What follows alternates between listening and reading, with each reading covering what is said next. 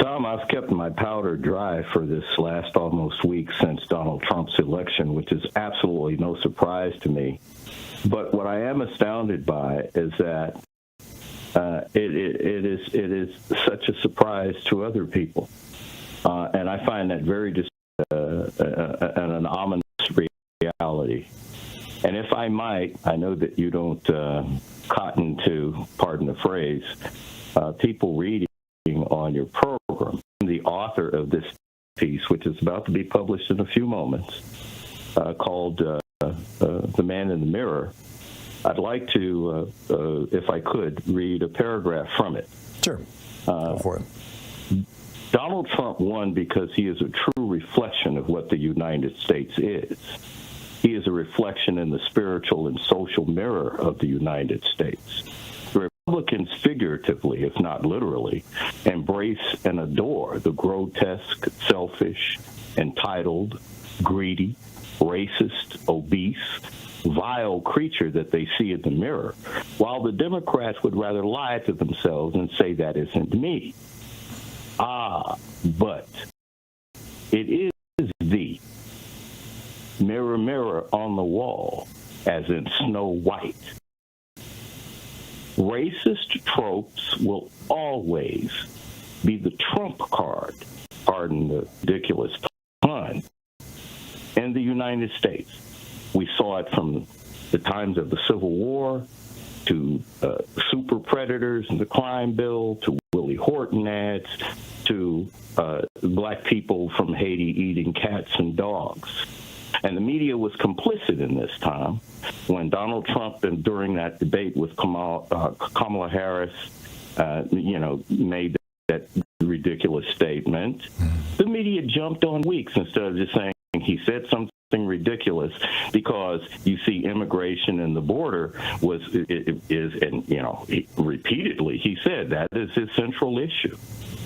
And as long as that, and until we understand that, and I know it's uncomfortable for people who probably, many in any event, have good hearts, you cannot get past it. Racism is always going to be, especially anti-blackism, the sexiest thing in U.S. politics. Yep. It has been repeated over and over and over again. What Donald Trump did was a tried and true strategy. Yep. And he won on it.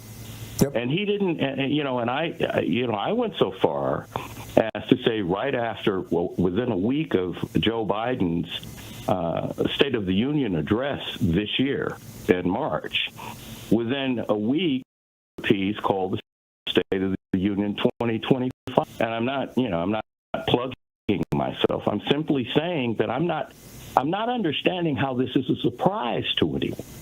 Because I'm not, I said this to you before, I'm not the sharpest knife in the drawer, but I'm the dull ones. And how no one could see this coming really is worrisome to me.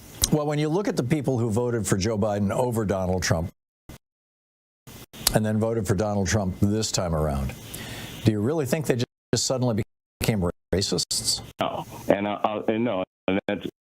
glad you said There's that. There's more to the story than just that. I mean, I agree with you that racism is more endemic, more deeply entrenched, more vicious than frankly I ever imagined. I'm totally with you on that. Well, I was actually going to quote you from a few weeks ago, maybe a month. You said that, and you're a very well-traveled, very intelligent person, and a historian to boot. You said that,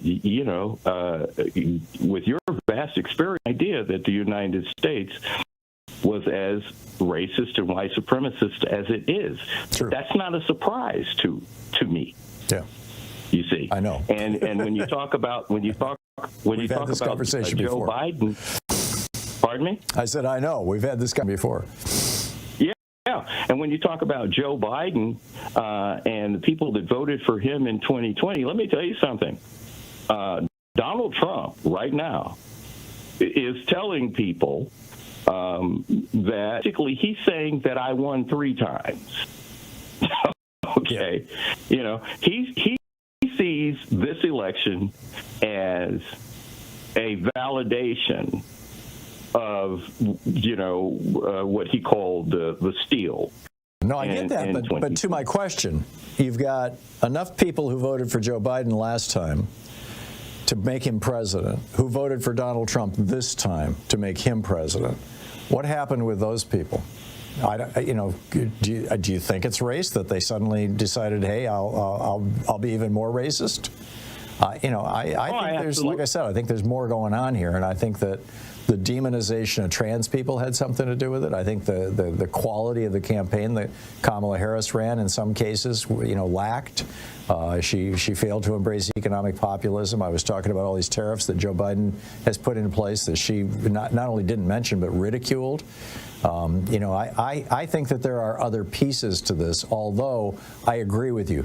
The foundation of Donald Trump's candidacy has been race, and that's been the GOP since Richard Nixon talked about the silent majority, which we all knew was code for white people, and Ronald Reagan gave his first speech of his official campaign in Philadelphia, Mississippi. Well, let me say this to you, Tom. Right now, whenever people are afraid, they look for protection. And the United States right now is facing threats not only at home, but abroad as well.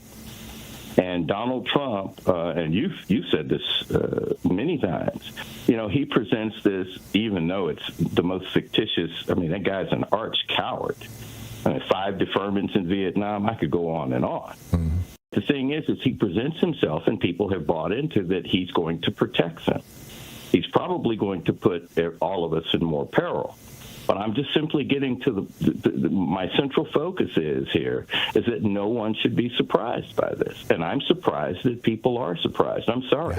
Yeah. I get it. That's just the way I see it. We're starting to get redundant here. So, Kenyatta, keep on writing over at Substack. I love your newsletter. Thank you, sir. Don't always 100% agree with it, but it is always food for thought for me, and everybody should be subscribing to it.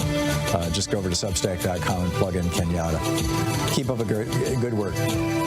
Great work. Thank you. Yeah, good talking to you. We'll be right back. It's 45 minutes past the hour. Stay with us.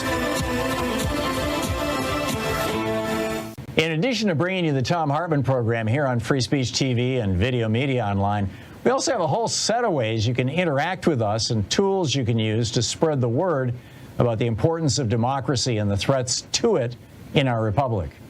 First, there's your daily homework. Sue Nethercutt puts together a daily email newsletter that has a link to every story I discuss on the air, so you can find my sources and you can share them with your friends. It's free, and you can sign up at ThomHartmann.com. Second, I publish my daily take every day over at the HartmannReport.com website. That's also free if you want the daily 5 days a week rant in your inbox. No ads either. Third, we have the podcasts. There's the free 1-hour version of our daily show that's advertising supported. You can find that wherever you get your podcasts normally. And then there's also the podcast of the entire 3-hour show with no advertisements, and that's available by subscription over at ThomHartmann.com. So check them all out at ThomHartmann.com and HartmannReport.com.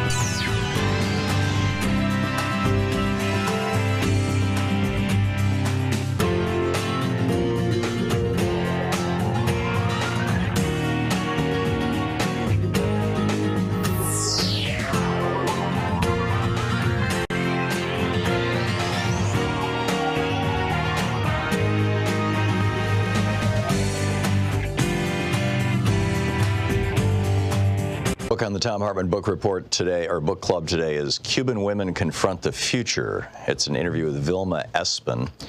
Vilma Espin was the president of the Federation of Cuban Women since its founding in 1960, and was the chair of the Commission for Social Prevention and president of the Infancy Institute and the International Federation of Democratic Women.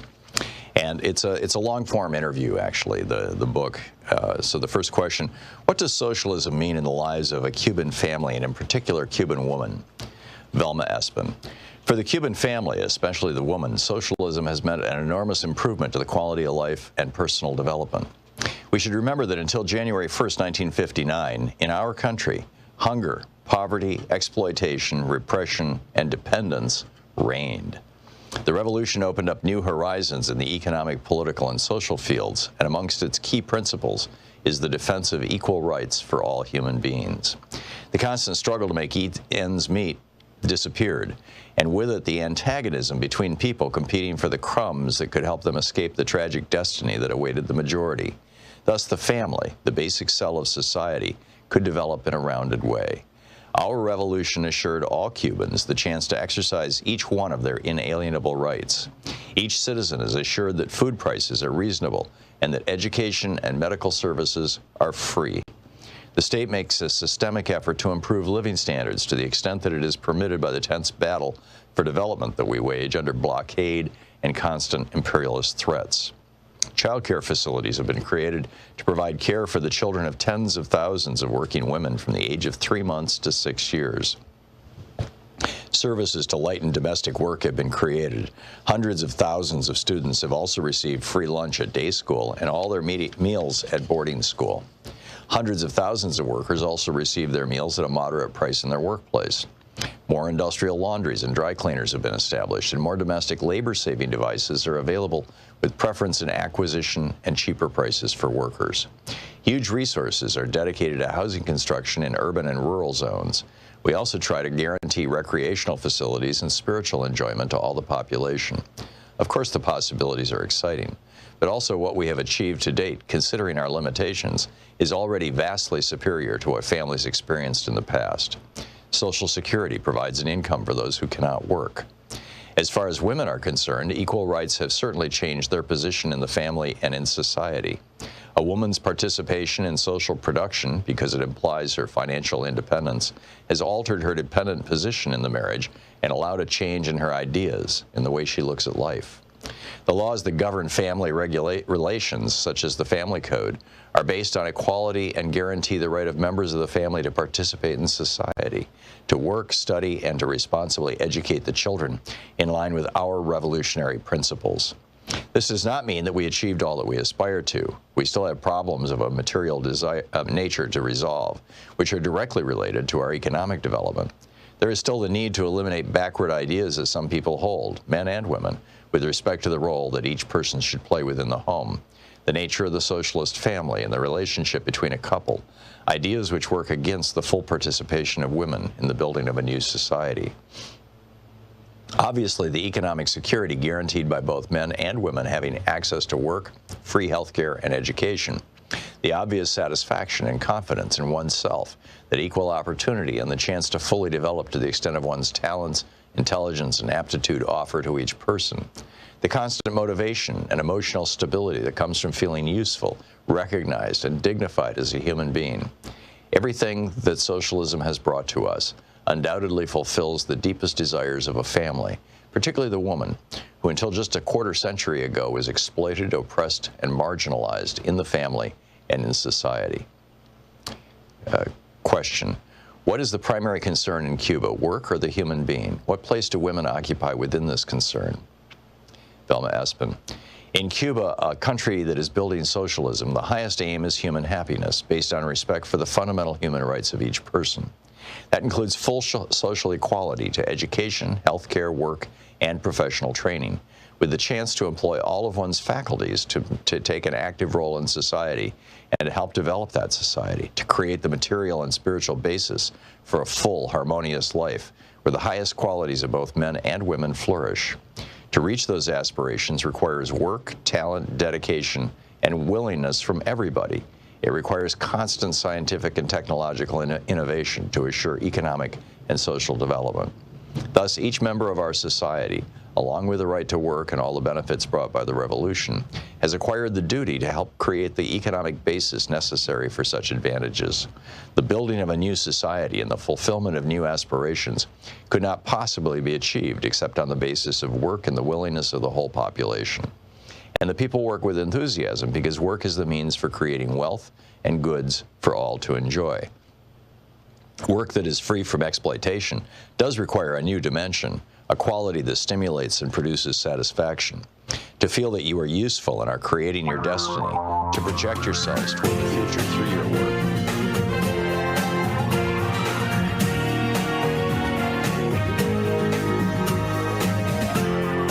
This is the Thom Hartmann Program. Hey, happy Thursday. So President Musk is demanding that the government shut down, says it won't be any big deal, so the air traffic controllers don't get paid, so the military doesn't get paid. When you're worth $500 billion and, if you don't get paid for a week, so what? I mean, it's incredible. It's just incredible. Also, is Elon Musk being floated as the new speaker, or is that just some kind of weird threat? I'll tell you about that in just a moment, and bring you up to date on this. I mean, bottom line, basically, the Democrats, Hakeem Jeffries, the Democratic leader in the House of Representatives, and also this happened over on the Senate side. Chuck Schumer and I don't know if it's John Thune or Mitch McConnell right now, but the Republicans and Democrats on the Senate worked out a deal. And the Democrats and Republicans, Mike Johnson and Hakeem Jeffries, in the House worked out a deal that would basically keep the government open until March and, just continue the funding. And they added in $100 billion for disaster relief because there's been a bunch of tornadoes and floods and wildfires and stuff. And, we really need to do that. And that needs to be funded. And, everything was copacetic. Everything was going along. There were a bunch of Republicans, the Freedom Caucus, I call them a Cokehead caucus because they're the people who are, by and large, in tight with the Koch brothers' old network. But, they were yelling and screaming about it. But Mike Johnson was willing to get Democrats to help, and Hakeem Jeffries was willing to give him Democrats to help. And then President Musk comes along and on his Nazi-infested platform, over on X, he starts yelling about how you kill this bill. It won't be a problem if you shut down the government. Well, the government shut down for 35 days under Donald Trump before. We've been here before. And he's right. I mean, you can force air traffic controllers to work without pay. Probably TSA too. It's not going to be a screaming disaster. It'll just, cause a lot of pain to a few million average working class American families. That's all. So, and stop cancer research and stuff like that. So keep an eye on this. My prediction is that what's going to happen is that Mike Johnson is going to come up with a bill that continues government, that funds the $100 billion in relief, but there were a couple of things in there the Democrats wanted, and that doesn't include those things. And Democrats are going to say, we're not going to vote for that. And then Johnson and Musk and Trump are going to come out and say, we got a bill, it'll extend the government, and the Democrats are refusing to vote for it. They want to shut down the government, and the pressure is going to build, and eventually probably the Democrats will cave and vote for it. That's what happened last time. So we'll see. This is going to be a public relations war. And frankly, when you're in a public relations war with a guy who's got $500 billion and is not unwilling to spend hundreds of millions to win that war and owns the biggest social media platform in the world, you typically lose. But, keep an eye on this. How Trump transforms democracy into dictatorship, a warning America can't afford to ignore. That's the name of my op-ed over at HartmannReport.com. I'll get to that in just a moment. Also, at the bottom of the hour today, this first hour, Alex Lawson of Social Security Works is going to drop by. DOGE, or DOGE, they want to call it, like, if you've ever been to Venice, the Doge's Palace, right? Yeah, I'm going to call it DOGE. DOGE is coming for Social Security. In the second hour of our program, Phil Ittner is going to drop by with an update on what's going on in Ukraine. And also, Gavin Newsom has declared a state of emergency in California. What's going on with the bird flu? And for our third hour today, we're going to break from politics altogether. We've done this twice before now, and people just loved it. And so, if you, Dr. Marty Goldstein, who started Dr. Marty's Pet Food Company, which, by the way, is a sponsor of this program. However, this is not a paid thing. We have him on, and we're not even going to mention his company, but we're going to have him on because he's just brilliant. He's a holistic veterinarian, and he'll be taking your calls about what's going on with your pets for the entire third hour of the program. So that, get your pet questions ready. That should be fun. My op-ed today over at HartmanReport.com is titled "How Trump Transforms Democracy to Dictatorship, a Warning America Can't Afford to Ignore." It's over, and it's posted under the Daily Take tab there. And, Adam Kinzinger is wondering out loud if President Musk is going to let Vice President Trump and Speaker Johnson keep the government open, or if he's going to force them to shut it down. This is really all about raising the debt ceiling. Here's the deal. In order for Trump to extend his tax cuts, his tax cuts for billionaires back, when he passed them during his last presidency, led to the largest single one-term contribution to the national debt in the history of America. $7.5 trillion in debt was added to our national debt just by Trump. And if he extends that tax cut, which expires next year, if he extends that tax cut again, or even makes it bigger, it's going to add another $7 or $8 trillion to our national debt. And that means he's going to have to raise the debt ceiling. Well, he doesn't want to do that. He wants Biden to get blamed for that. And so what he's saying is, you got to raise the debt ceiling now. And Mike Johnson is going to be working on a bill that will do that. It seems like a bizarre power play, but there's really a much bigger story here. And the bigger story is that Donald Trump, as he is basically teaching America right now, you can't disentangle corrupt billionaires, in other words, oligarchy, from essentially fascism, authoritarianism. They require each other. Authoritarians require billionaire oligarchs. Billionaire oligarchs prefer authoritarians. And every time a democracy has collapsed, whether it was the Greek democracy 3,000 years ago, the Roman Republic 2,000 years ago, or all the modern countries today, Russia, Hungary, Egypt, the Philippines, Malaysia, Singapore, Venezuela, Turkey, you name it, that started out as democracies, the way that every single one of them has collapsed is a very simple, straightforward, three-part formula. Number one, the autocrat needs a compliant and financially and politically dependent media. National media, number one. They have to control the media. Number two, they need subservient, terrified, and complicit politicians. And number three, they need a captured and corrupt judiciary. So how do they go about doing this? Like I said, this is nothing new. So the first major roadblock to authoritarian capture of a country is the press. As long as the public is well informed, this wannabe dictator can't, pull off what he's trying to do. The second biggest obstacle to a fascist takeover of government is found within the institutions of government itself. This is how Trump got his nose bloody 4 years ago. 4 to 8 years ago, was people within the government refusing to do what he told them to do, within the Department of Justice, within the Pentagon, within the intelligence agencies, saying, no, we're not going to do that. And so a wannabe authoritarian, a wannabe fascist dictator has to figure out how to deal with that. And the third, of course, is they have to hobble the judiciary. So how do they do this? Well, both Viktor Orban and Vladimir Putin, in their first terms, were democratically elected. In their second terms, they turned their nations into essentially neo-fascist dictatorships. How do they do it? During Putin's second term, first both of them went after the news media, and they used lawsuits to do it, to the point that they were able to bankrupt big media operations and then have their oligarch friends buy them up, or just run people out of business, or just terrify them.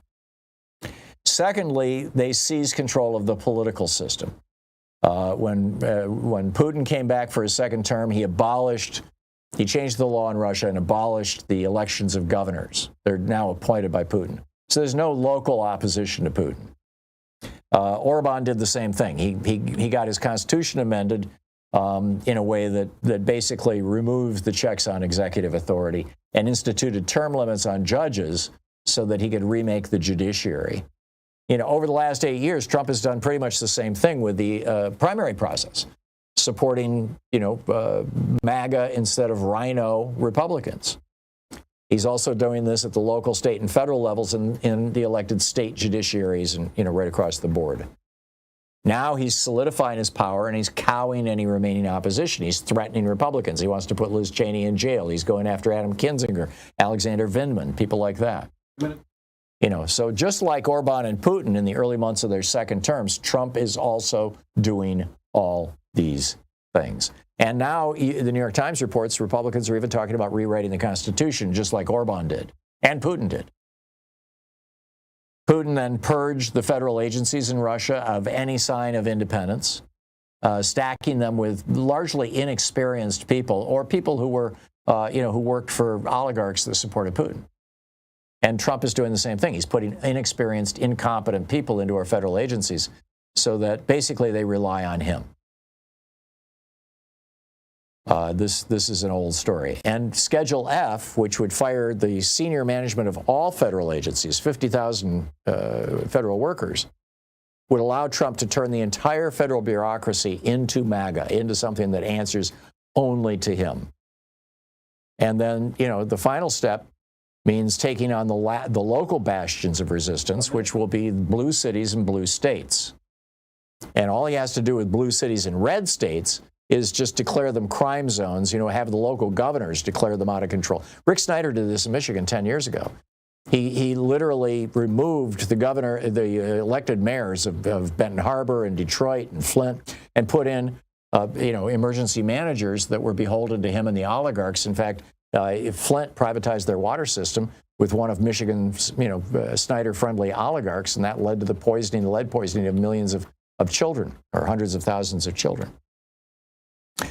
So the last way that he would take down opposition among these governors, J.B. Pritzker and Kathy Hochul and Jared Polis and Gavin Newsom and Lujan Grisham, is by having Musk spend $200 million on media in these states, just destroying the reputations of these governors, so that they're basically just decapitated politically. And this is what I think we're going to see. We're going to see, the shutdown of our government, and then the disassembling of our government, and the replacement of our government with a fascist structure that supports Trump and Musk as, basically co-dictators. Stay tuned. It's buckle up. It's going to be a wild ride. This is the Thom Hartmann Program. So what do you think? Do you think this is how it's going to play out? I'm very concerned about it. I'll be right back with you.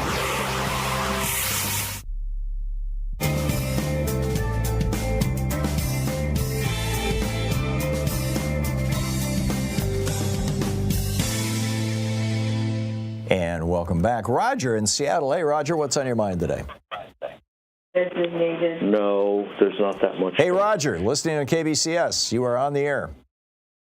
I wanted to praise Michelle Obama for giving us the latest version of Turn the Other Cheek, because I think that's what Kamala did in her campaign. What did I miss? When you have that short of a time, you need to match fire with fire to get people's attention. And then this morning... Well, hang on just a second, Roger, before you move along. What did I miss? What did Michelle Obama do or say? He said, when they go low, we go high. Oh, yeah, years ago. Yeah, okay. That's the same thing as Turn the Other Cheek in my intersectionality way of looking at the world. I don't disagree. And anyway, also this morning, Senator from Massachusetts was baited with Pocahontas comment from either Trump or Musk. And she just went on to describing why not only should we publicize the actual convicts and or indictments for wrongdoing, but even the appearance of wrongdoing in this transitional process for all of these wonderful know-nothing appointees that Trump is trying to foist on us. Right. So I think we ought to, again, look forward, as I've mentioned in previous talks with you, to 12 years of this type of nonsense rather than just, this first 4 years here. Well, I think the worst-case scenario is 2 years, and the Democrats win in 2 years. But we'll see. I mean, a lot's going to depend on how effective they are capturing the media. To look forward to. I'm sorry, I didn't hear you when you were interrupting me. 4 years from now, the presidential, then it's 8 years. And if we don't win at the end of 8 years, then it's 12. So, so that's what happens. I get it, Roger. I get it. Thanks for the call. 21 minutes past the hour. Ziggy. Hey, Ziggy, what's on your mind today? In Oneonta, New York. Hey, hi, Tom. I think the Muskrat and Trump have a brilliant plan here. And that is, what they will do is first shut down the government, then make sure that no one is actually appointed as Speaker of the House, so we won't have a functioning government on January 20th. So therefore, Trump will just have to declare martial law to save us all and start ruling by decree because we don't have a functioning government. Yeah. What are your thoughts? I think that I just don't know how this is going to play out. I'm quite certain that Mike Johnson is going to put together a Republican-friendly bill, a bill that will that Elon Musk will find acceptable. And then the question is, will Chuck Schumer pass it through the Senate? I mean, the first question is, can Musk get enough votes for it in his own caucus? Because he does have a majority in the House. And a lot of that's going to depend on whether Elon Musk comes in and says, anybody who votes against this, I'm in a primary. So it might get out of the House. Then it goes to the Senate, and at that point, then the pressure campaign begins, where the media and Elon Musk and Donald Trump and are saying that Democrats are holding this legislation up. Yeah. Where it goes from after that, declaring martial law, I don't know. I mean, that's just a horrible worst case situation, Ziggy. I hate to think of it, but I wanted to put it out there for thought. Okay. Yeah, I'm not putting anything past these guys, and Trump has already said that he wants to declare martial law. So yeah, I get it. Thanks, Ziggy. Thanks for the call. 22 minutes past the hour.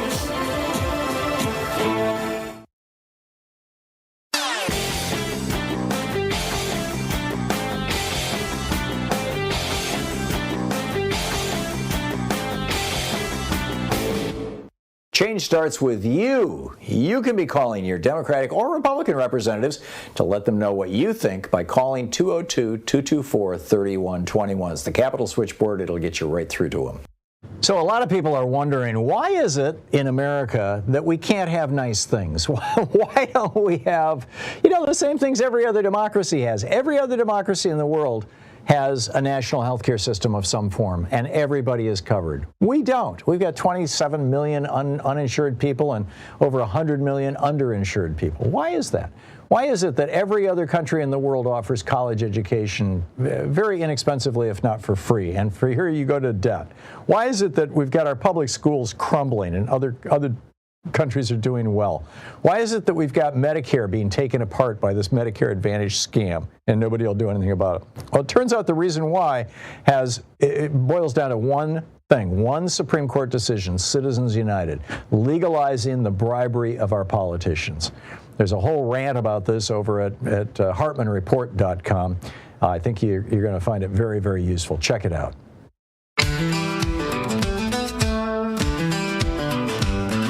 It starts with a promise, a populist glow of how to shake the system, make the status quo go. But behind the curtain, the stage is set for a power play we won't soon forget. They charm the crowd, they seize the mic, then target the truth and dim the light. The pillars quake, the ground runs red, a democracy hangs by a thread.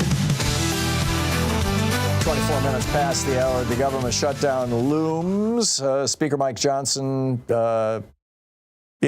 he's got some decisions to make, and plus he's got to run for Speaker again on January 3rd. That's when the Congress will have the election for Speaker. And Representative Andy Harris, the Republican from Maryland, he's the guy who basically kept pot illegal in Washington, D.C. He's a weird guy. Anyhow, he said, I am hearing from an increasing number of people, both inside and outside the Freedom Caucus, the Cokehead Caucus, that they're not viewing how this was handled favorably. Yeah. So they're talking about replacing Mike Johnson. This is after Elon Musk yesterday, in an hour-long tirade on X, a whole series of tweets, said that this bill was terrible, criminal, outrageous, horrible, unconscionable, crazy, and ultimately an insane crime. And that, of course, caused Republicans to go, oh, well, I guess we're not going to do that. And then Trump comes along after President Musk gives him his marching orders. Vice President Trump steps in and says, Republicans have to get smart and tough by, forcing a shutdown. And he said that he wants a continuing resolution that not only strips out the Democratic priorities, I don't know, but I assume that means strip out the disaster aid, but also raises the debt limits so that when Trump comes into office, he can offer a new billion-dollar, multi-trillion dollar tax break to the billionaires who put him into office. I mean, keep in mind, there were 315 billionaire families who kicked in billions and billions of dollars that paid for all those ads that got Donald Trump elected. He's got to return the favor. These people put him in office. So now here comes Rand Paul, the senator from Kentucky, saying, you don't have to be a member of Congress to be Speaker of the House. Let's make Elon Musk Speaker of the House. Screw Mike Johnson. And that's going to get real interesting. He says, nothing would disrupt the swamp more than electing Elon Musk. Think about it. Nothing's impossible. Not to mention the joy at seeing the collective establishment, a.k.a. Uniparty, lose their ever-loving minds. Yeah. And then Trump tweets, if Johnson does what he wants, he'll stay Speaker. This is getting interesting. So what do you think about all this? I'll pick up your calls right after the break. You're listening to the Thom Hartmann Program. Call 202-808-9925. It's the place where smart people get their news. I'll be right back with your calls.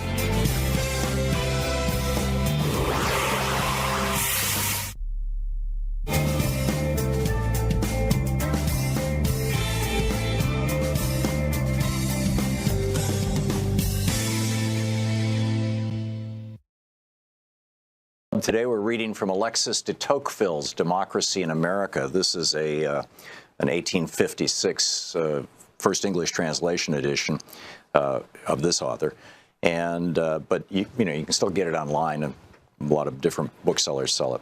This is from Chapter 11. What sort of despotism democratic nations have to fear? I had remarked during my stay in the United States that a democratic state of society, similar to that of the Americans, might offer singular facilities for the establishment of despotism.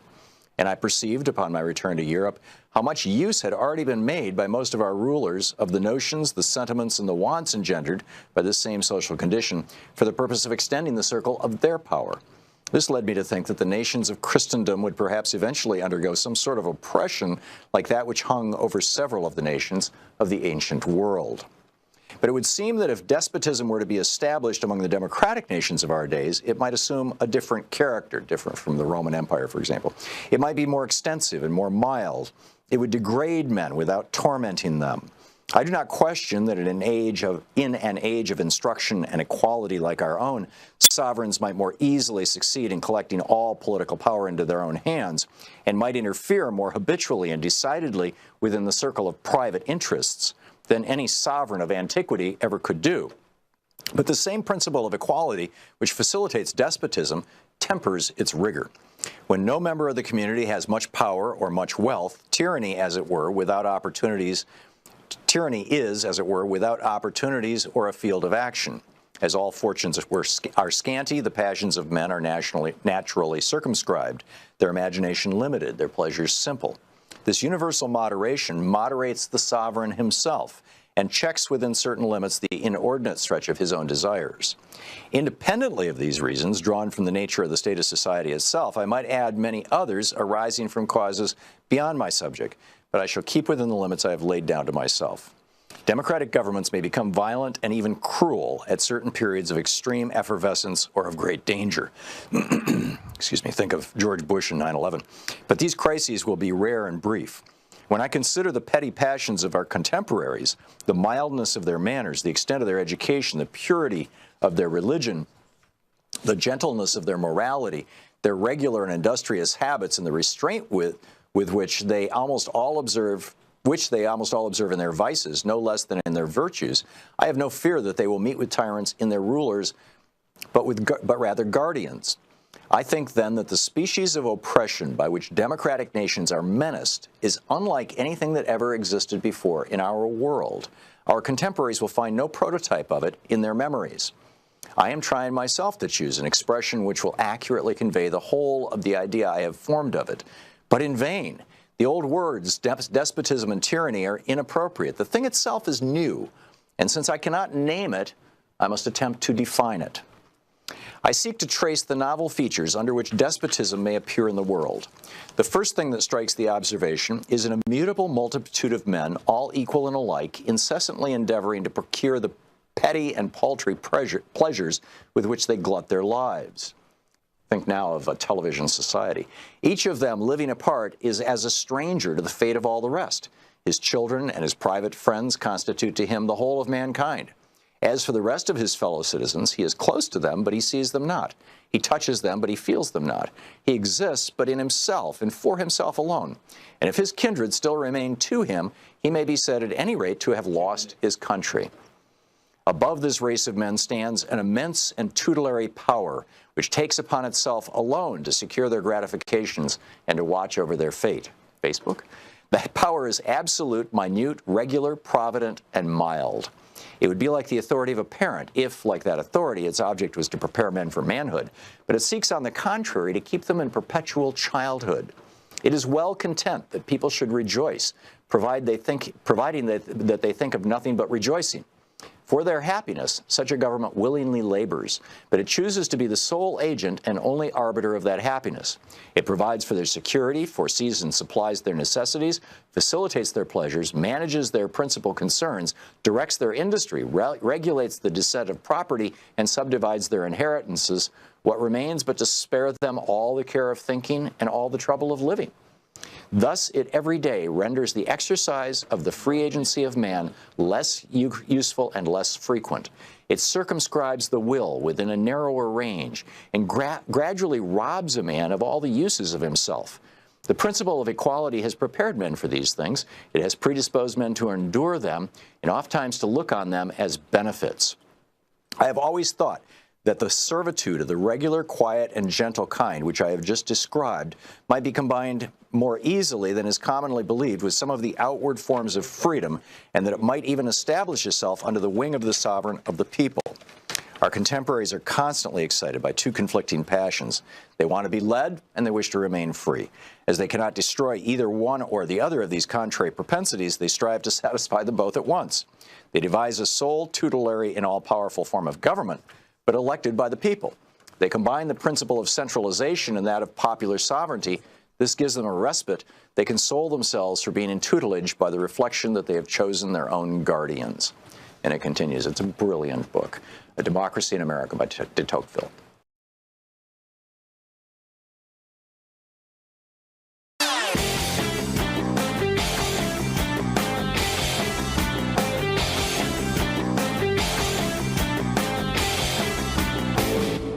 Did you know that every weekday we send out an email before the show giving you all the topics coming up so you can be fully informed and ready to interact with our program? Or that after the show we send out Sue's Stack, a list of every topic I've discussed along with clickable hot links to every source of information I've shared with you on the air? It's all completely free and available over at thom.tv, THOM.tv. Check it out.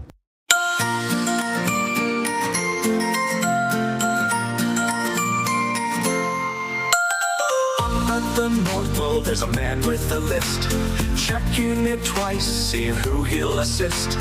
Santa's been listening, the word's getting clear. He tunes in this time every year. Does Santa Claus listen to the Thom Hartmann Show? He's 34 minutes past the hour. We're trying to hook up our electronics here with Alex Lawson. He'll be joining us shortly. In the meantime, Diane in Ann Arbor, Michigan. Hey, Diane, what's on your mind today? Hi, Tom. I think it's time we take things seriously in our country. We haven't wanted Medicare for all since FDR, and we haven't gotten it yet. Now, with all you know, and if Nancy would just let AOC and Bernie take charge, you're president, you decree we're going to have Medicare for all, executive order, whatever it takes. What would you do? Tell me what the steps would be with what you know, how you would bring it about to fruition, and we actually, for once, could have it. Well, to get Medicare for all, you have to have a substantial Democratic majority in both the House and Senate and a Democrat in the White House. So no executive order? It can't be done by executive order. No. Okay. Okay, go ahead then. Yeah, you can't change. The law specifies that Medicare has an age of 65 cutoff. But Robert Ball and Lyndon Johnson, when they put together Medicare in 1965, they intentionally wrote that law in a way that all you have to do is reduce the age requirement, and it becomes Medicare for all. Now, Bernie has said that he wants to make some substantial changes. He wants to include vision, dental, and hearing, and he wants to get rid of the 20% hole. Alex. Hi. We gotcha. We can see you. We can hear you. Out of the way and let AOC and Bernie take this over as a project with an end date, end finish, and dream for all. So yeah, I'm not holding my breath. It's we really medical debt. I know it's a real medical crisis in America. The number one reason people are I get it. It's destroying people's families. Diane, I got to go. Thank you for the call. Alex Lawson is with us. He is the president of Social Security Works, socialsecurityworks.org, strengthensocialsecurity.org, A Law 202, and Social Security Works over on Blue Sky. And Alex, I understand you were over at the I'm calling it DOGE. I don't know if you've ever been to Venice. Have you ever been to the Doge's Palace?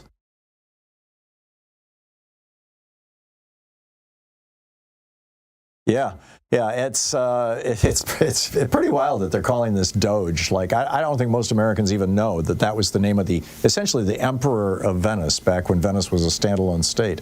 But anyway, I like DOGE Commission too, though. That's pretty good. I think they're dodging the law. Elon Musk's dumb sense of humor, is him just trying to hide pretty evil stuff behind internet references that he thinks are funny, and he does have it right that it makes things, go further. So he's trying to use like 420 and 69 and Doge and these pretty juvenile internet jokes to hide, a really unpopular and despicable agenda. That's why they're trying to make it funny. They're trying to make something that's not funny at all funny. Right. So you run Social Security Works. You're the big Social Security hawk, the guy who's really looking out for this program. And you went to the DOGE hearing yesterday. And I'm wondering, what do we know now about President Musk and Vice President Trump's plans for Social Security? So I think it's actually interesting, Tom, and you understand this because you've been telling the story forever. I just will say, me and my team were just pulling this article from the Washington Post from 2010, where it says Social Security defenders wary of deficit reduction commission. And it's a story about me standing outside of the then Bowles-Simpson Commission with my cell phone, just live streaming the closed door of the commission.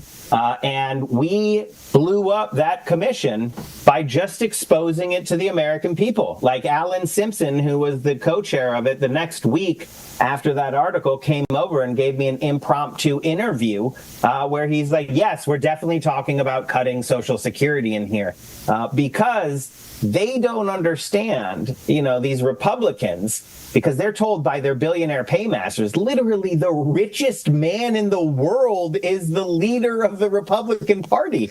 So they don't understand that as soon as I expose what's happening behind these closed doors, and that there's one plan, Tom, you know this, there's one plan. Elon Musk tweets it out. They tweet out the lie that Social Security is where all the money is, right? They show like a bar chart, and Social Security is this huge bar, like it's the government's money, right? So they put it up against things that are paid for by the general fund. And you're like, that's a lie. We all paid into Social Security. It's our money. Yeah, exactly. DC's not giving you your Social Security check. We're giving ourselves our Social Security check. Social Security has nothing to do with the deficit. If you were to cut Social Security benefits by however much, it doesn't do anything to the deficit because all the money goes into the trust fund. That's me paraphrasing Ronald Reagan from 1983.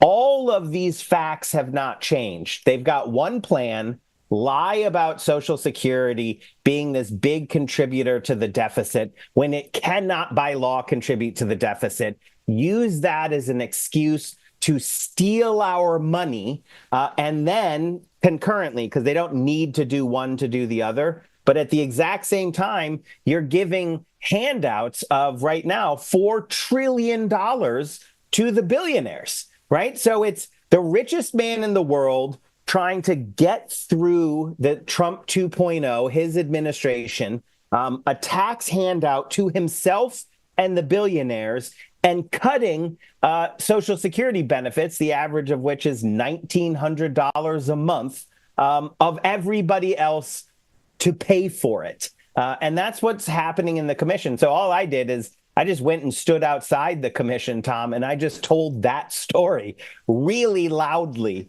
And then I asked every member going in if they would pledge to stand with the promise that Donald Trump himself made. He ran saying he wasn't going to cut Social Security and Medicare. And there's a lot that happened, but the most visually wonderful metaphor, because it's exactly how it works, that came out of it is Marjorie Taylor Greene rips Donald Trump's promises. I have Donald Trump's promises in my hands. She rips them out of my hands. She throws them in the air and she calls them BS, and then walks away like she's done something. And I'm like, you just did it. That's right. That's what his promises are worth to you. Yeah. Yeah. And she just, that's incredible. So it's fairly evident to you that President Musk and Vice President Trump are going to cut Social Security. They're going to try, Tom, but their main thing is giving the tax handout to themselves, right? Because that's money, cash money in their pockets. That's why Trump's demanding that they raise the debt limit as part of this continuing resolution. Exactly. The actual cuts to benefits, they'll frame as pay-fors, but they don't actually care. They'll just put it all onto the deficit. And this is also, and I don't want to get too boring, but like your audience is particularly smart and gets this. But this is all, if you just turn on CNBC or Bloomberg right now, you'll see that the DOGE effort, because right now it's just a caucus. Next year it'll be a select committee or a commission. But DOGE is all about cutting Social Security because of the false unified budget that Wall Street uses. And they say, look, if you give away all of these taxes and tax handouts, Donald Trump, you're creating massive inflationary pressure by building up this huge amount of debt in the future. And so 10-year bond yields are going to get, hit really hard by this future picture with loads and loads of debt. And so what you got to do, and this is the financial press, right? So Wall Street Journal, CNBC, Bloomberg, what you got to do, because they want those tax handouts. But the only other place that you can actually talk about numbers that are big enough is cutting Social Security. So that's what it's all about, is actually satisfying the bondholders that you're going to do something. But at the end of the day, I do think, Tom, we're going to have an easier time blocking the cuts than we will blocking the tax handout, because the tax handout is their first and foremost priority. If they lose on the commission, which they will, because we'll defeat them, it doesn't stop them from the tax handout. But they're definitely going to go after it. They have to go after it to satisfy the Wall Street bond vigilantes, and who actually do have a say in. They're other billionaires, so they run the party alongside, the president, who's the richest man in the world, Elon Musk. Yeah, there you go. Alex Lawson, the president of Social Security Works, socialsecurityworks.org. Alex, it's always such a pleasure having you on, and thank you so much for dropping by and sharing with us what's going on, and keep up the great work. That's just incredible. You went there and confronted Marjorie Taylor Greene and all those other guys. I am so impressed. Thank you. Thank you, Tom, as always. Good talking to you.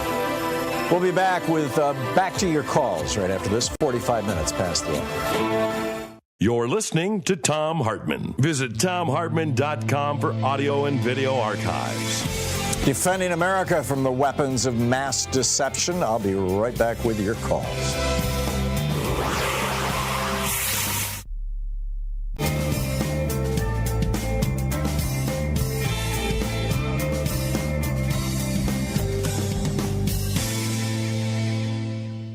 And welcome back. Rudy in Atlanta, Georgia. Hey, Rudy, what's on your mind today?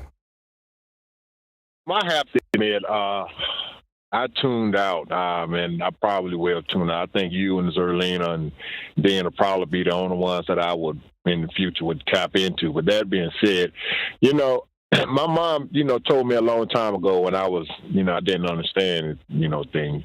She said there's no honor amongst thieves.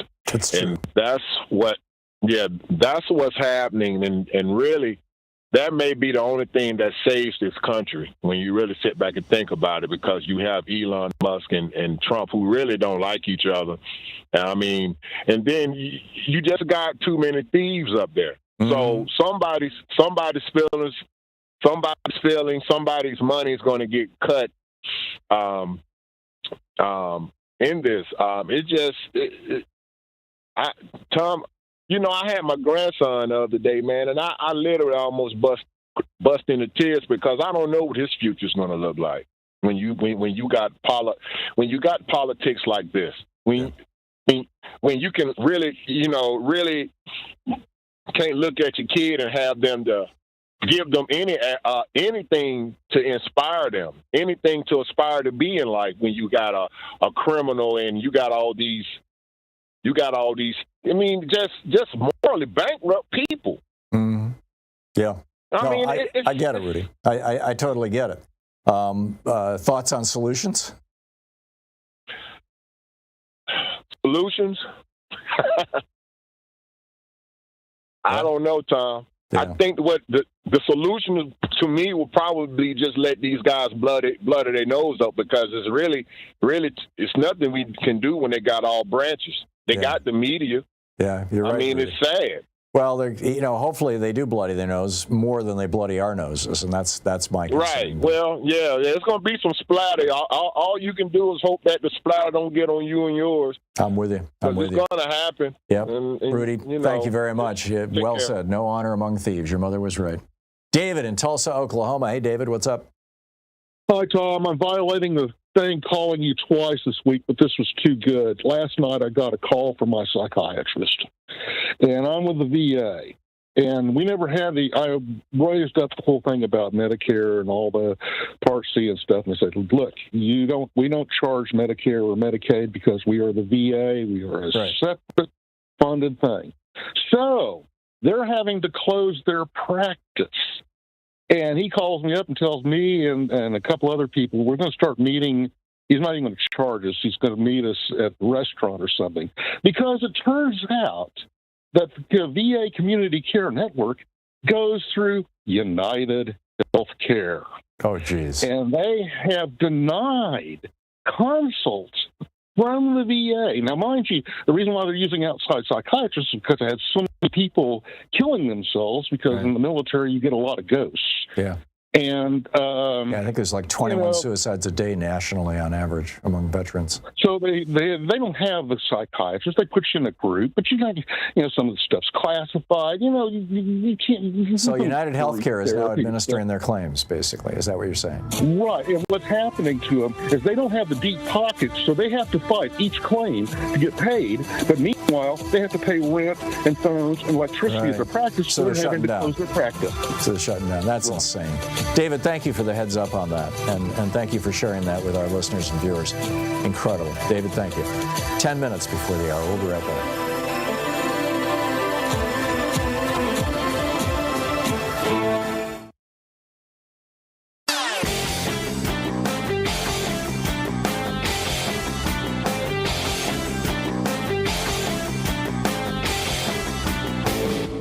Hey, thanks so much for sharing our program and for reaching out to our stations and sponsors and letting them know that you're listening. It really means a lot to us.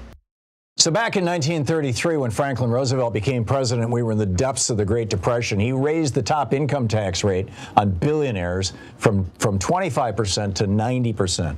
The ultra-rich were screaming, and here's what he had to say.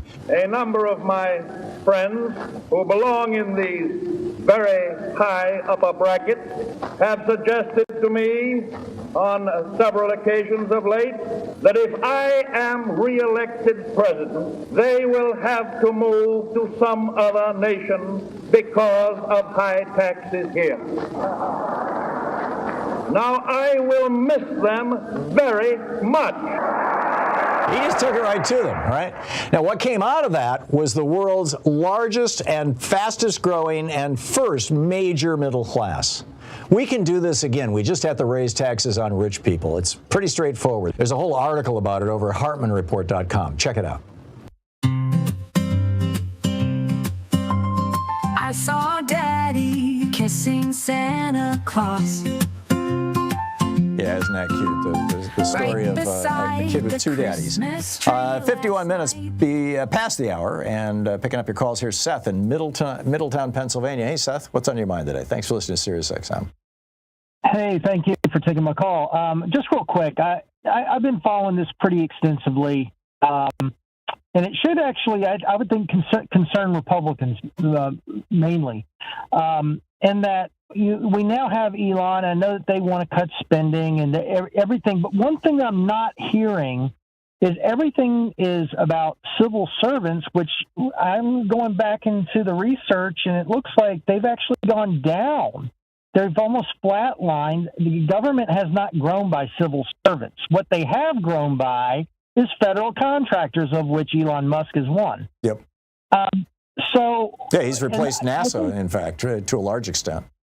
Well, yeah, and so they have a year and a half basically to destroy everything, and I would think from a Democratic strategy, it needs to be called out. Yes, not just they want to cut Social Security and they want to cut Medicare, but more importantly is they want to co-opt and privatize government operations to for-profit matters, most of which will probably be Vivek's connections to Pfizer or, Elon's connections to his own contracts.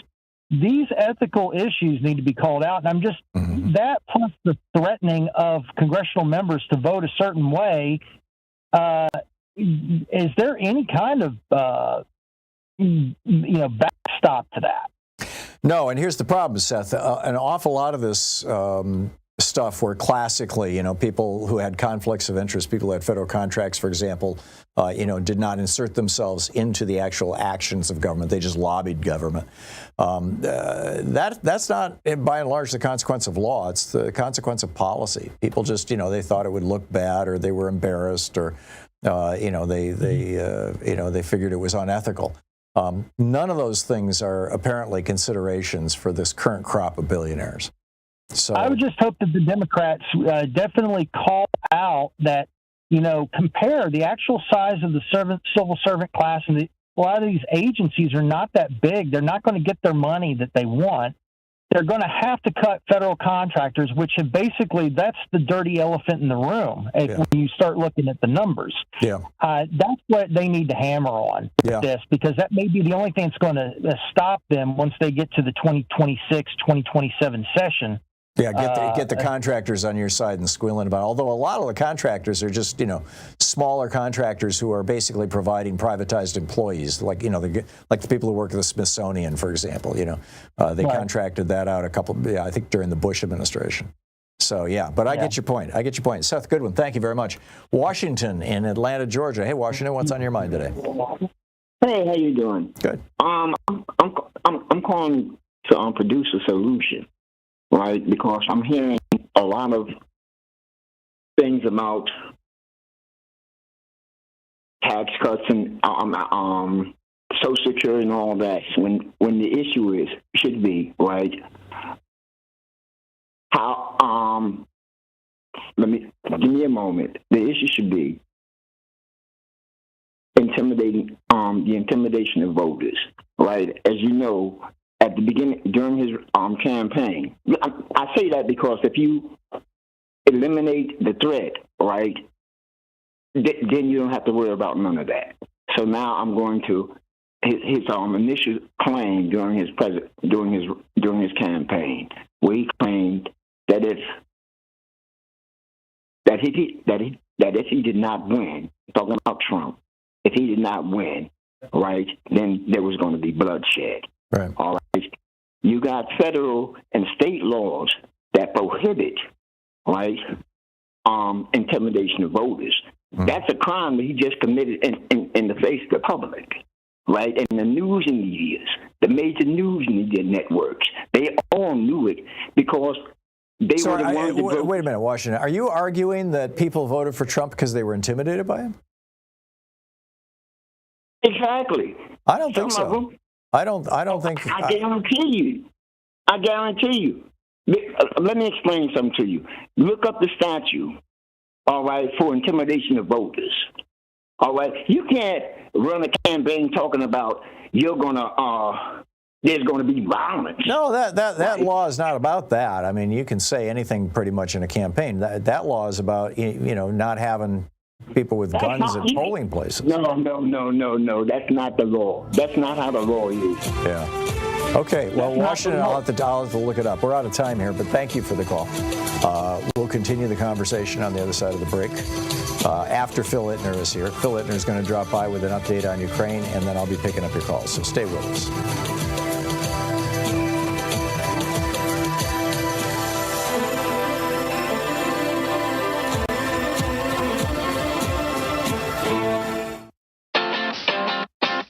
You're listening to Thom Hartmann. In addition to bringing you the Thom Hartmann Program here on Free Speech TV and Video Media Online, we also have a whole set of ways you can interact with us and tools you can use to spread the word about the importance of democracy and the threats to it in our republic. First, there's your daily homework. Sue Nethercutt puts together a daily email newsletter that has a link to every story I discuss on the air, so you can find my sources and you can share them with your friends. It's free and you can sign up at ThomHartmann.com. Second, I publish my daily take every day over at the HartmannReport.com website.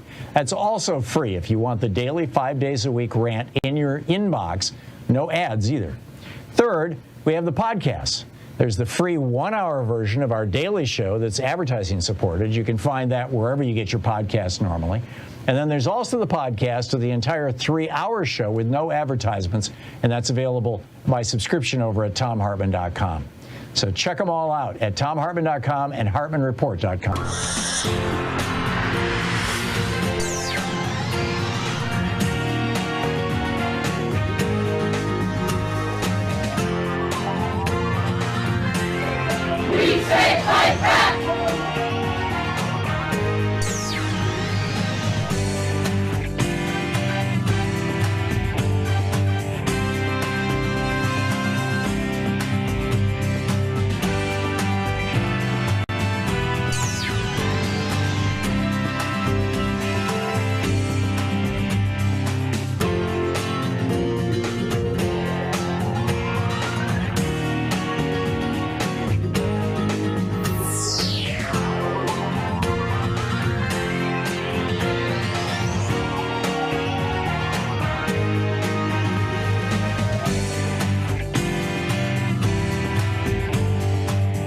A Birth Mother, a Foster Mother, and a Migrant Child's 3,000-Mile Journey by Gina Thomas. This is from the introduction. How good is your Spanish? And would you be able to take in a 4-year-old girl? She's from Honduras and speaks minimal English. The social worker had texted me on a Friday afternoon. I sat at my desk, bent over my cell phone, reading and rereading the text. My thoughts traveled to Honduras, bachata, ballades, clothes hanging on the line. So many things in our lives seem to have prepared us for this moment. My son was attending a bilingual school. I'm a former ESL teacher, and my husband Andrew and I speak Spanish. Plus, Honduras already had a piece of my heart. As those thoughts came, I tried to push them away. The voice of logic came in loud and strong. We had just gotten into a routine with Emma, our foster daughter. 2 foster children and 2 biological children would be too much for us to handle. Our first month as foster parents taught us this, and for the sake of everyone involved, we knew it would be very unfair to try that again. A little later, the social worker called and left me a message saying, "It looks like the Office of Refugee Resettlement, the ORR, and Immigration and Customs Enforcement, ICE, will get her on Monday in court. It'll only be the weekend. Call me back after you talk to Andrew." I asked Andrew when I got home, "We can manage 4 kids for one weekend, right?" He said he doubted it would last only a weekend, but I convinced him that if ORR and ICE were involved, they would get her on Monday.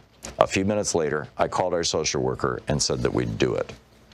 When I walked into the social worker's office, Julia was sitting there in a brand new bright pink Barbie t-shirt. The social worker said they'd found the t-shirt in their clothing closet and Julia wanted it. Beautiful, soft onyx curls framed the girl's umber face. Her dark complexion made me speculate she was from a coastal region. She stood in dirty flip-flops next to the social worker's chair, chit-chatting away in Spanish without a care in the world. "Julia's been talking my ear off," the social worker said. "She's so sweet, but I have no idea what she's saying." Another worker brought in a black tote bag with a few other items from the clothing closet, including a pair of sequined high-top sneakers that Julia had picked out. I began to speak to Julia, pronounced Julia, in Spanish. She seemed happy to hear her mother tongue, but her body language didn't budge. I read that signal loud and clear, so I kept my distance and sat down on the floor. "¿Cómo se llama?" I asked. "Julia." "¿Cuántos años tienes?" "How old are you?" "Cuatro," 4. She looked older than 4 to me. I had been told her parents were deported and she was left behind. She was under federal jurisdiction. I would find out later this was all misinformation. I signed some papers and said, "We'll see you on Monday." I asked Julia if she would come stay with me and my family for the weekend. She smiled. I told her I had 3 other kids. Her eyes expanded with excitement. On the drive home, she jolted my Spanish from its slumber. The social worker wasn't kidding about how much this little one talked. On April 6, 2018, U.S. Attorney General Jeff Sessions announced a new zero-tolerance policy in which the Department of Homeland Security and the Department of Justice would partner for the sake of prosecuting illegal entry into the United States. Sessions said, quote, "If you cross this border unlawfully, then we will prosecute you. It's that simple. If you smuggle aliens across our border, then we will prosecute you. If you are smuggling a child, then we will prosecute you, and that child will be separated from you as required by law. If you don't like that, then don't smuggle children over our border." End quote. 6 weeks later, almost 2,000 children had been separated from their parents at the border since the zero-tolerance policy took effect. When Sessions announced the administration's new policy, I couldn't comprehend the cruelty. I also wondered if it explained why a preschooler was living under my roof. Julia had come to live with me and my family in February of 2018, and it felt surreal to be a part of her story. She had first been separated from her mother, Guadalupe, called by her nickname Lupe through the rest of this book, by smugglers who were paid to bring them across the border. Julia had then been separated from her stepfather, Carlos, by U.S. Customs and Border Protection, likely because what was recognized by the Honduran government as stepfather was not recognized by the U.S. government as the same, a detail I didn't understand until an immigration expert read the first draft of this book and explained it. Julia had already suffered much trauma, and separating her from her stepfather had only inflicted more. The weight of the trauma that we, as a nation, began inflicting on vulnerable children and their parents was cruel and unusual punishment. When I heard that my own country was going to begin separating children regularly from their parents as a policy, it broke me. Reality became surreal. And Andrew and I learned to live in it, separating the trauma from our emotions so that we could survive. As the veil of Oz is ever lifting from my white evangelical American eyes, what I now see is simply heartbreaking. Government-secured human rights are mostly for privileged white people. Julia is not white. Julia is undocumented. Julia's first language is Spanish. Julia is a girl. These are all labels that set her back in a society made by and for white, passport-holding, English-speaking males. But God, who is neither white nor male, despite my use of the pronoun he, shines his good news on every human being alike. The book is Separated by the Border by Gina Thomas.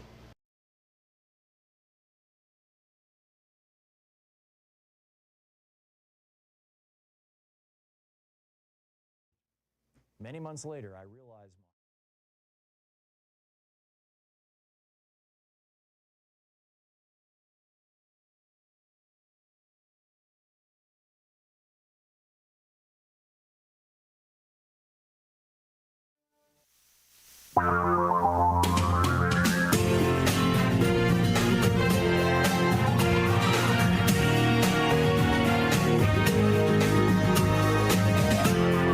This is the Thom Hartmann Program. Welcome to hour 2 of our program. On the line with us, our old buddy Phil Ittner, the veteran war correspondent, now based out of Kyiv, Ukraine. He's the host of the On the Edge podcast, available wherever fine podcasts are found. He's also on YouTube, Philip Ittner, Philipittner, and Ittner Philip on Blue Sky and on that other place. Phil, welcome back to the program. What's the state of the war in Ukraine right now? How are things going? Big question. There are still Russian advances out in the east. They're threatening a key kind of transportation and logistical hub called Pokrovsk. So they continue to take that advancement. There is, not strictly speaking in Ukraine, but related to the conflict, the Ukrainians have openly admitted that they killed a leading Russian general in the center of Moscow, just minutes away from Red Square. This general was the one who was in charge of nuclear, chemical, and bio weapons. The Ukrainians claim with solid foundation. I myself have seen evidence of them using chemical and biological weapons in Ukraine.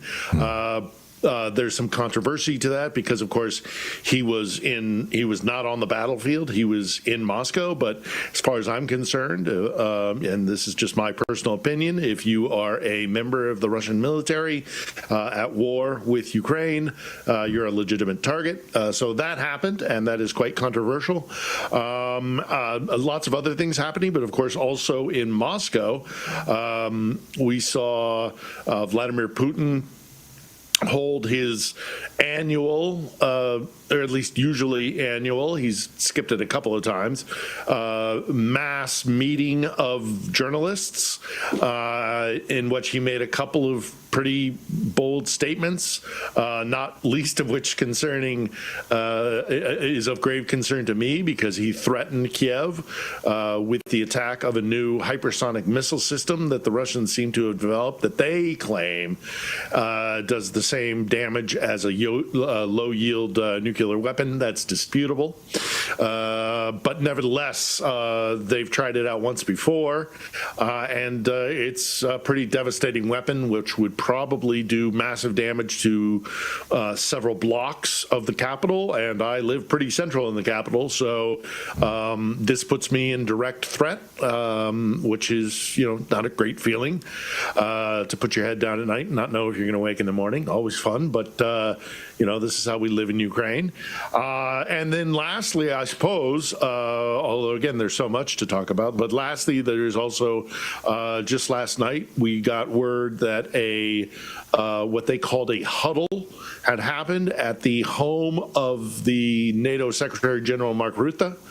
in which various European leaders kind of, as I say, it's being described as a huddle, kind of huddled down together to talk about how Europe can deal with the war in Ukraine with or without America, because quite clearly, because the Americans were not invited to this huddle, it doesn't seem. There's no notable American leader or officer or representative that was present to our knowledge.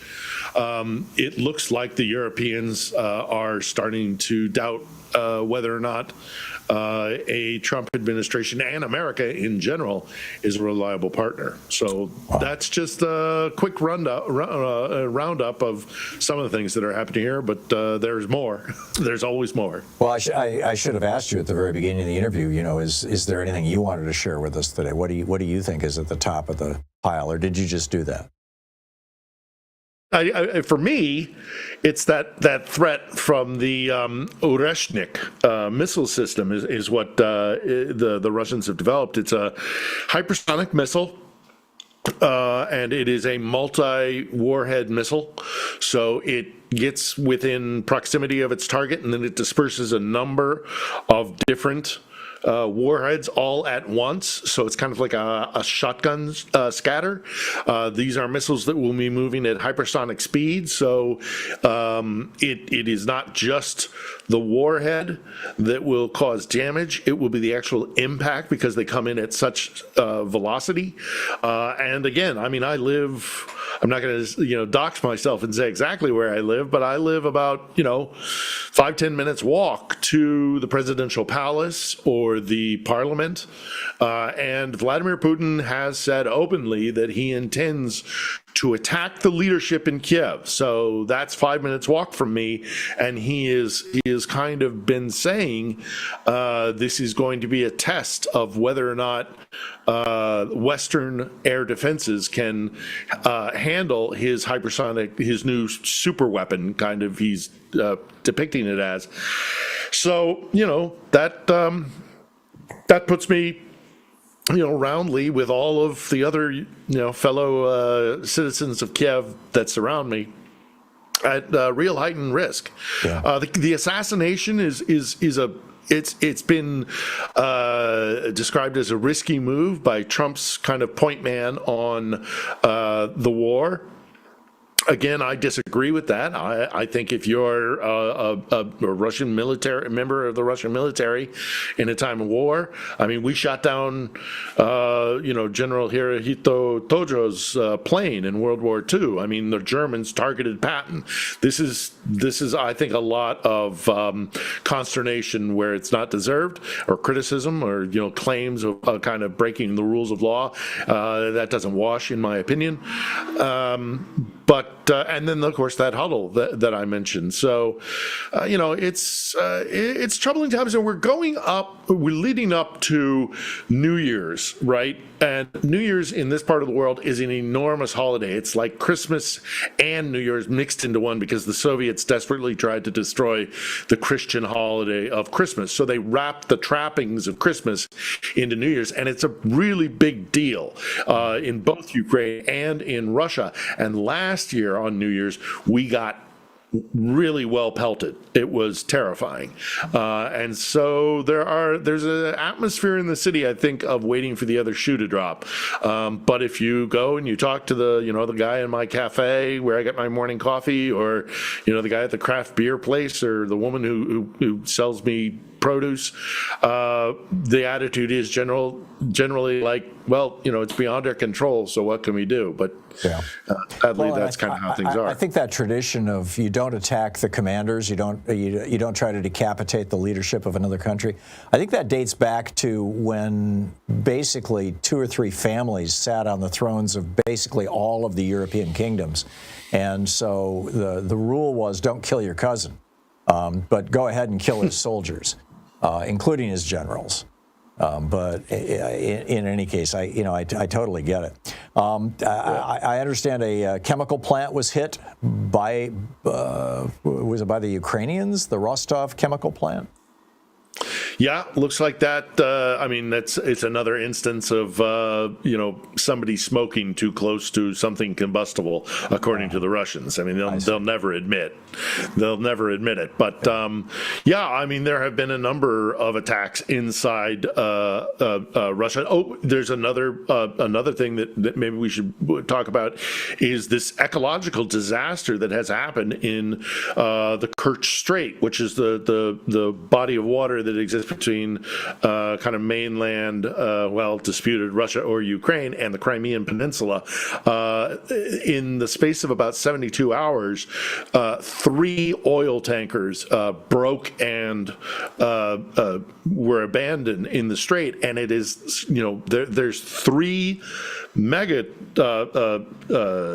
freighters that have now leaked out into this area, and it's lots of oil. This is a huge oil spill, and it may be because it might be the Ukrainians did it. It might be because parts are falling apart because of Russia and the sanctions, but it's also a criticism of this what is called the shadow fleet, which President Zelensky has been saying has to be dealt with. This shadow fleet, which goes out into international waters and does an oil transfer while in international waters, violating the sanctions in principle, but because you're in international waters, they think they can get away with it. Regardless, there's a lot of oil that's now being washed up on the shores of the Black Sea. Pretty devastating. So this was not the result of weather. It does not look like it was. I mean, it was heavy water. It was heavy weather, but if they're well maintained, those freighters are meant to traverse such waters. Right, yeah. But it does call into question because of the sanctions. Are they running dangerously? I get it. So, last question, Phil. What's your personal sense? I really trust your intuition, your instincts, and your inside information. What's your personal sense of how far, particularly Schultz and Macron, who are both politically in big trouble right now, Keir Starmer, these other European leaders, how far are they willing to go in supporting Ukraine if Trump pulls all U.S. support? Which I think they're going to do. Which he's basically said he's going to do, yeah. And he's also going to try and force a quick resolution, which will not happen because neither Putin or Zelensky are in a position to actually stop the war. They're for 2 different reasons, but I don't know if they're willing to come to the table, despite what Trump says. The Europeans are becoming far more outspoken in their determination to support Ukraine, even if America does abandon things. But it's let me correct that slightly. It's not just aiding Ukraine. It's preparing themselves to be a European security force, because there is a fear that if Ukraine does fall, that there will be a war between Europe, whether that's the European Union or some sort of European security organization, and Russia. That if the line isn't stopped here, if the Russians are defeated here, then ultimately within I think I heard the British Deputy Foreign Defense Minister saying we best start preparing our populations for the realization that it's likely that there will be a direct confrontation between Russia and the West, and by that I mean Europe, within 5 or 6 years. It really is. It's either stop them here, or in 5 or 6 years we're going to have a direct conflict. Hang on just. This is the Thom Hartmann Program. Phil Ittner, the podcast On the Edge. Phil, thanks so much for dropping by. Always a pleasure. Always good talking to you. We'll be right back with more of the news of the day and your calls.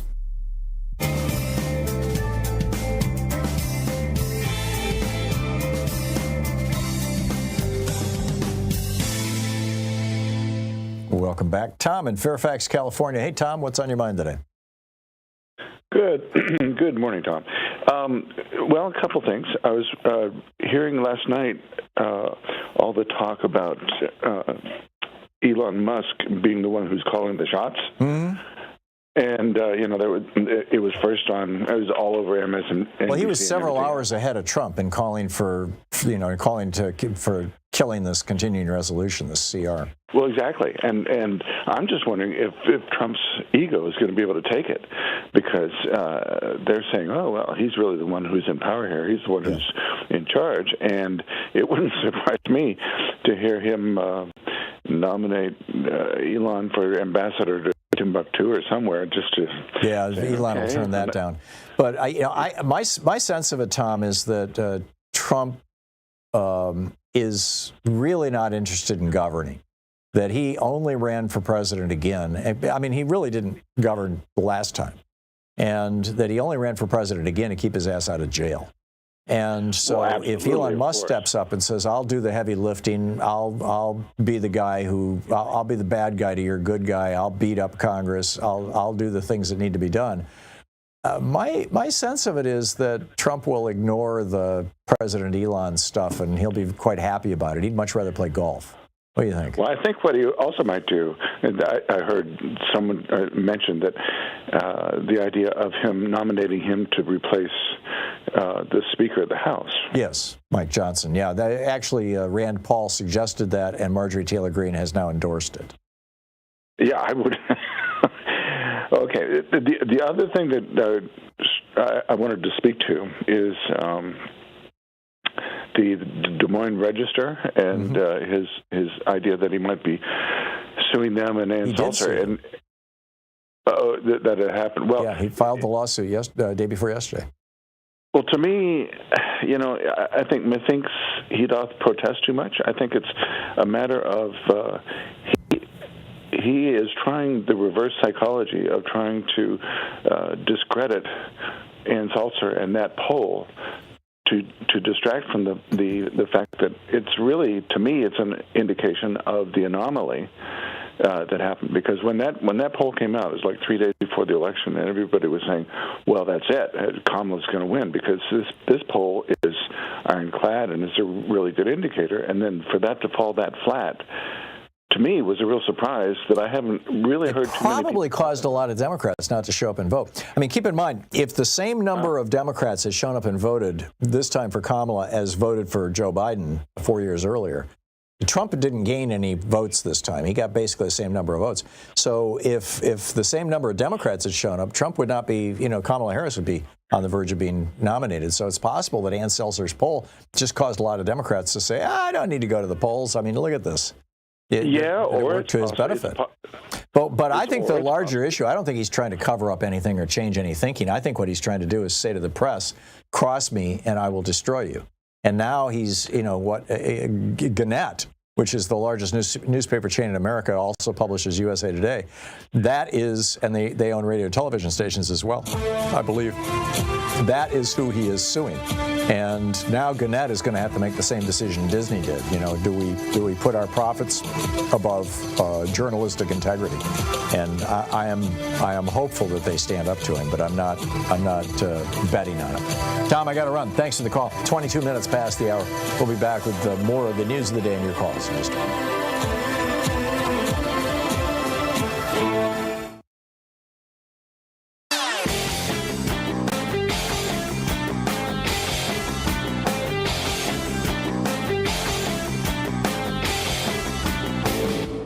Missed my opening rant today? It's usually published over at HartmannReport.com, where you can read it and share it with your friends for free. Check it out, HartmannReport.com.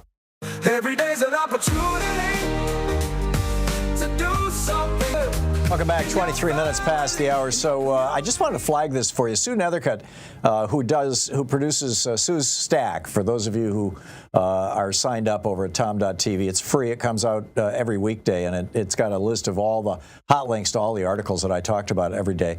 She publishes her own Substack newsletter. It's Sue Nethercutt, NETHERCOTT.substack.com. And her newsletter that came out today is titled Resist. And Sue is great at compiling lists, as those of you who get, Sue's Stack know. And it's a list of all these organizations, nonprofits, social media sites, ways that you can, people's newsletters, people's Substacks, ways that you can sign up, ways that you can hook up, things that you can do. I restacked it over on Substack. If you open the Substack app and look for me, you'll find it. or you can just, go to Substack and type in Sue Nethercott, NETHERCOTT, and you'll get it. It's really worth. In fact, I'm putting it in my saving pile here for future reference. Meanwhile, Governor Gavin Newsom has declared a state of emergency in California around bird flu. We had Dr. Eric Feigelding on, day before yesterday, I think it was, and it has now infected so many dairy herds, 645 dairy herds just in California, over 1,000 nationwide. There's also been 3 identified H5N1 infections in cats in California. 61 people have acquired the virus since March, according to the CDC. And so Newsom's declaration will allow California to, quote, have more flexibility around staffing, contracting, and other rules to support California's evolving response. What's interesting, what I did not know that I learned from this article, and this is from the LA Times, is that there are 2 strains of bird flu circulating right now. They're both H5N1. One is the D1.1 strain, which is circulating in wild birds, and that's the one that when it jumps to humans makes them very, very sick. And then there's the other strain, which is the D1.1 version that's the one in the birds, the D1.1 version. The other one is B3.13, and that's the version that's circulating in dairy cows that has jumped to a lot of people, and that does not seem to produce quite as severe a form of influenza. So the hope, I suppose, is if one of these 2 jumps into humans, if it combines with a regular human flu virus, that it be the B3.13, which is less pathogenic than the D1.1, which is now you've got this Canadian teenager hospitalized with severe illness. And now also zoos all around the world are being shut down because of this. In the U.S., a cheetah, a mountain lion, an Indian goose, and a kookaburra died in the Wildlife World Zoo near Phoenix. San Francisco Zoo had to shut down their aviaries after a red-shouldered hawk was found dead with bird flu. Rare red-breasted goose died in the Woodland Park Zoo in Seattle. 47 tigers, 3 lions, and a panther in zoos across South Vietnam have died from bird flu. Louisiana, Missouri, and Kansas have announced cases of bird flu, especially in geese and waterfowl. We had some 90,000 birds die here in Oregon, apparently as a result of bird flu. So keep an eye on this. As I keep telling you, this can get really ugly, especially as Trump is coming into office. So what's on your mind? I'll pick up your calls right after the break. You're listening to the Thom Hartmann Program. Call 202-808-9925. By the way, as we speak, Luigi Mangione is being transferred into the New York penal system, preparing for his trials there.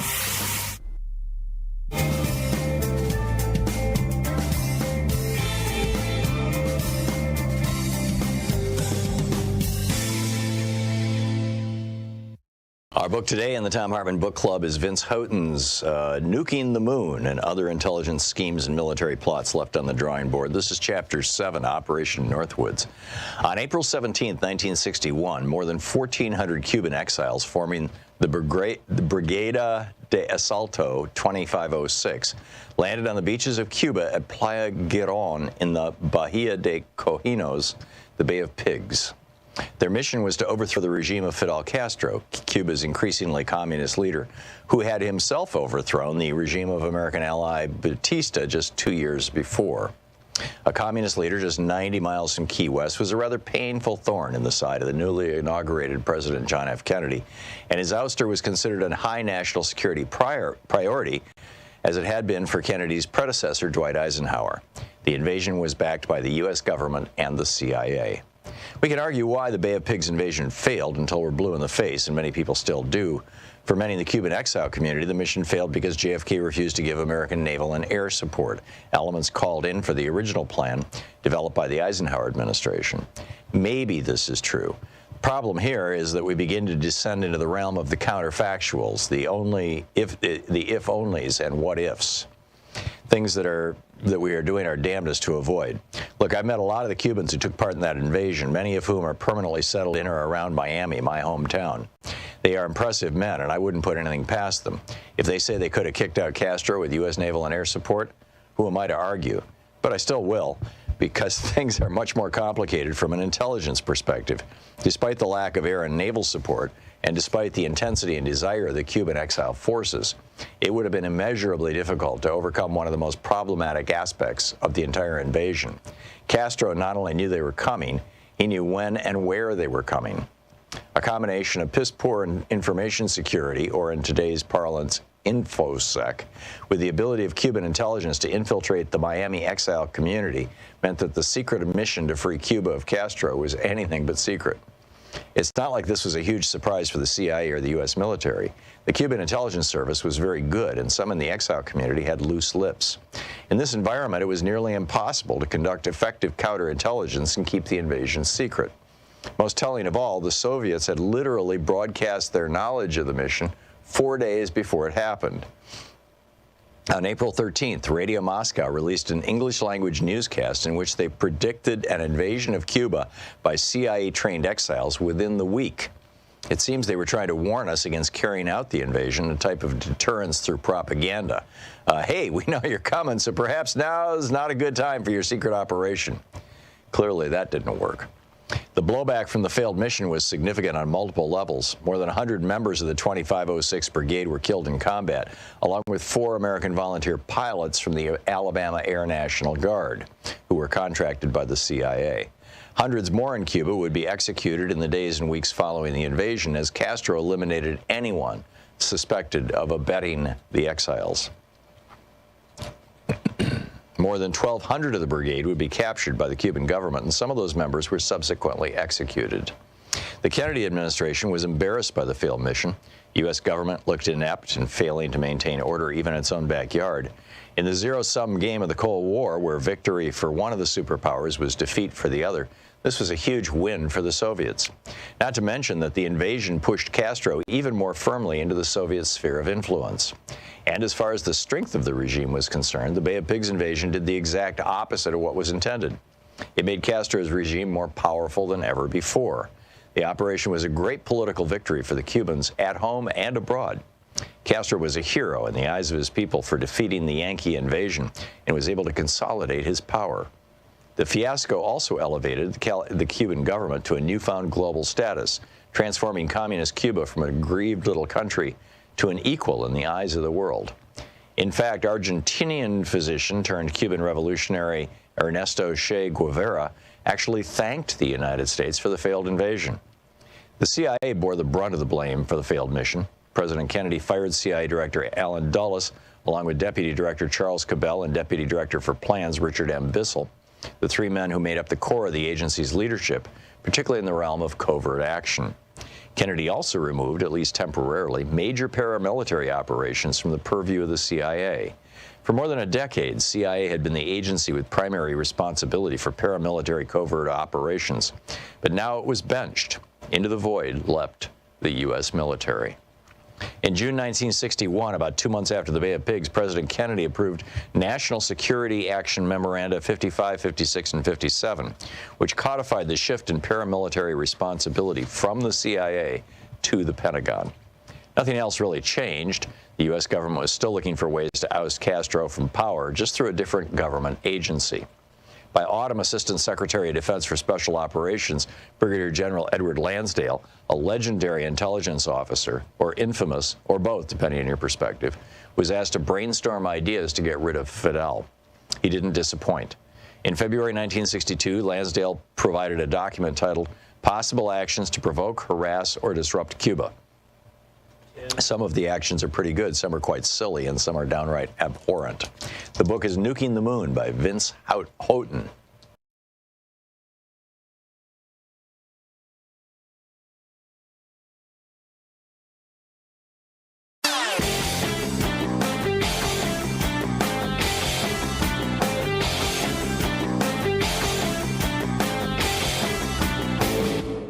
Share the Thom Hartmann Program with your friends. Our podcast, The Hartmann Report, is absolutely free and available wherever fine podcasts are available. And the entire 3-hour podcast is available over at thomhartmann.com.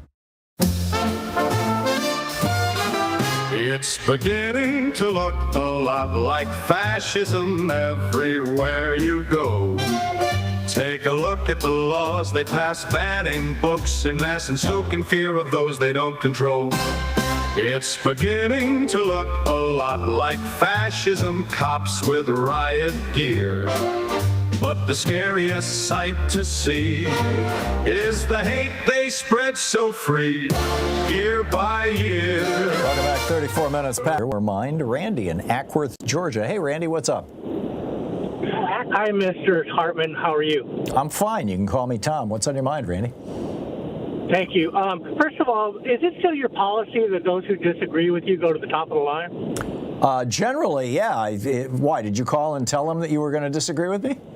Yeah. He said that was no longer a policy, so I just wondered. Oh, well, I'll tell Mateo that it is still our policy. Yeah, sure. What's up, Randy? Thank you. So what do you want to disagree with me about? Thanks for waiting. Okay. Yeah, thank you. The first, I've got two items. The first one, I just want a response. The second one, maybe I could get another word in. But the first one is, you know that asylum seekers get a day in court. And do you have any idea what the percentage of those asylum seekers get rejected? I don't. Because I do. Well, I'm guessing it's about 90%, maybe 85, 90%. Now, is it your opinion that if you're an asylum seeker and get rejected, that you shouldn't be deported? No, I think if you're an asylum seeker and you get rejected, you should go back where you came from. That's the law. Okay, good. We agree wholeheartedly then. Thank you very much. The second one is a different topic completely. And again, if I can get your thought and then put a last word or another word, I'd appreciate it. Did you know that Fani Willis in Fulton County got the appeal said that her and whole office would have to step down? Yeah, I saw that this morning. I was going to mention it. Yeah. It's going to go to a different prosecutor's office, and virtually all of the other prosecutors' offices are run by Republicans. These are elected positions. So I think the prosecution of Donald Trump in Georgia is dead. Okay, yeah, good. Then we agree on that. Maybe we didn't disagree, because I'm saying that after the lawyer under her got removed. Yeah. It's still a conflict of interest. So anyway, hey, maybe your call screener's right, and we can agree. Well, where we probably disagree is I don't think that the conflict of interest that she had was meaningful, and I think she should have been allowed to continue prosecuting it. But the law is the law, and the system in Georgia, the appeals court, said that she is conflicted out, and by virtue of that, so is her entire staff. And you certainly could argue that it's been politicized. I mean, Donald Trump went after her, and she's spoken out against him as well. So, it didn't help her being a slut. Yeah, I'm not sure I would describe her that way, Randy, and it's not the kind of language that I think we should use to describe women. But she's not married. She had a relationship with this guy that was, a married man. No, he wasn't married at the time. Well, he was separated from his wife at the time, and that happens all the time. I mean, see Pete Hegseth if you want to talk about that, or Donald Trump. I mean, Donald Trump had an affair with his second wife on his first wife. He had an affair with his third wife on his second wife, and you're going to criticize Fani Willis. I don't get it, Randy. Yeah, no, because I will, because it's a conflict of interest when she's in the middle of a major lawsuit that the whole world is looking at. I don't think it's a conflict of interest to have an affair with somebody in your staff. I think it's bad judgment, but okay. Okay. Randy, good talking to you. Thank you. Thank you very much. Yep. Jules in St. Louis. Hey, Missouri. Hey, Jules, what's up? Hi, boy, I got a lot to say, but let me preface this with saying I'm a problem solver. I don't just complain. But I've come up with some things I'd like your opinion on. Their approach to solving the problems, the monetary problems of the United States, so-called monetary problems. There's two types of economies. There's a microeconomy, which is the kitchen table all the way to Elon Musk, and then there's a macroeconomy, which covers everything. And they're trying to solve the problems with experts in microeconomics, and that doesn't work. The Congress and the president. Okay. So I'm not sure I understand what you're saying. What? Give me an example. Okay. Microeconomies are designed around profit and loss, basically. Yeah, I'm familiar with micro and macroeconomics. Beg your pardon? I'm familiar with micro and macroeconomics. I'm just not, I don't understand. When you say they're trying to solve macro problems with micro solutions, you need to give me an example for me to understand what you're talking about. Okay, I'll give you a perfect example. I don't know if this is perfect, but anyway, they want to privatize the post office. Right. They started with taking making the post office pay 75 years in advance. Am I correct on that? Yeah. In the retirement fund. That's correct, and they accumulated about $50 billion, which is, to the best of my knowledge, still sitting there in this fund, which hasn't been yet tapped. And the assumption is that, when FedEx or UPS or the trucking company that Louis DeJoy owns takes over the post office, they get that $50 billion bonus, basically. Exactly. So they're not trying to improve anything. They just want the big. They just want to rip us off. These Republicans. They just want to rip off Americans, and they want to give what could be a huge cash cow. I mean, this is $1 trillion or $100 billion business, essentially, the post office. They just want to give that to one of their own. Exactly. But that's what they want to do with the whole government. Of course. And so they. This goes back to David Koch. I mean, this is the op-ed that I've been planning to write this afternoon, is that David Koch, who's been dead for some time now, is winning. David Koch's vision of government. I mean, when he ran for president or for vice president in 1980 on the Libertarian ticket, he had a very specific agenda, basically privatize everything except the military, and privatize large parts of the military, for that matter. And we're getting there piece by piece. Exactly, and that's what they're doing. But and you're right; it's not going to solve the economy. Actually, it's going to make the economy worse because you've got more and more billionaires, squeezing money out of essentially money that was raised through taxes. Exactly, and the middle class and the lower class is going to end up paying for it. Always have. That's exactly. That's why people when my generation was in our 30s, we controlled 21% of the nation's wealth. People in their 30s right now control 4.6% of the nation's wealth. Where did all that money go? It went right into Elon Musk's pocket, and and his 1,500 roughly billionaire buddies in the United States, and a whole lot of multi-millionaires, people like Vivek Ramaswamy. So yeah, you're absolutely right. Jules, I need to move along, but thank you for the call. Spot on. Tim in Matawan, Michigan. Hey, Tim, what's on your mind today?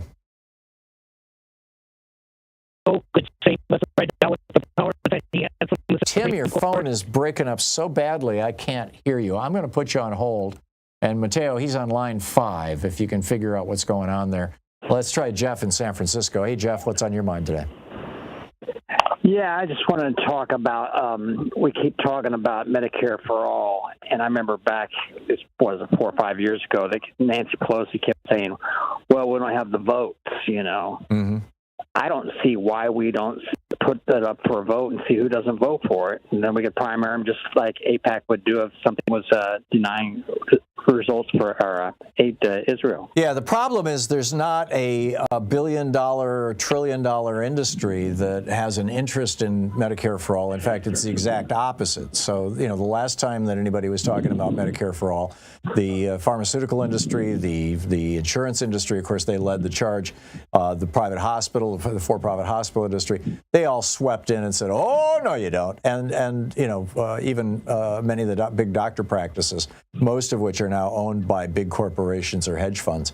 And so, that's the problem, Jeff, is the only constituency is we the people. And ever since 5 corrupt Republicans on the Supreme Court, starting with the Buckley decision in 76, then the Bellotti decision in 78, then Citizens United in 2010, and McCutcheon in 2013, ever since 5 corrupt Republicans on the Supreme Court ruled that bribing politicians is perfectly legal, that it's just another form of free speech.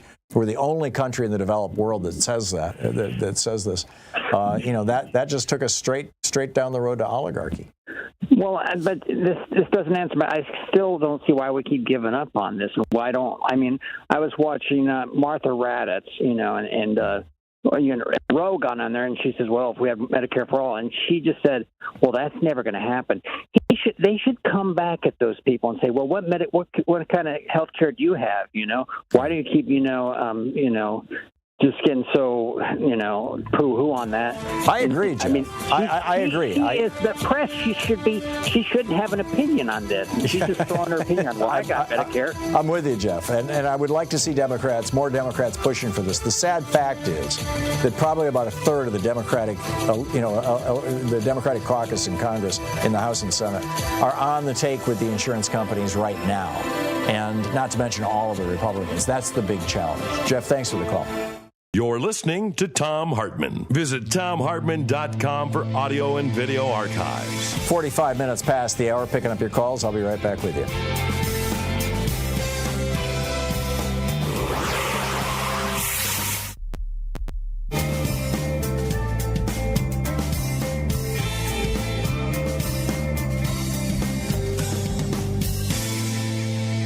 And welcome back. Joe in Chicago. Hey, Joe, what's on your mind today? Thanks for watching us on YouTube. Guten Tag, Mr. Hartmann. Buenas tardes y bendiciones. Hey, Tom, thank you for everything.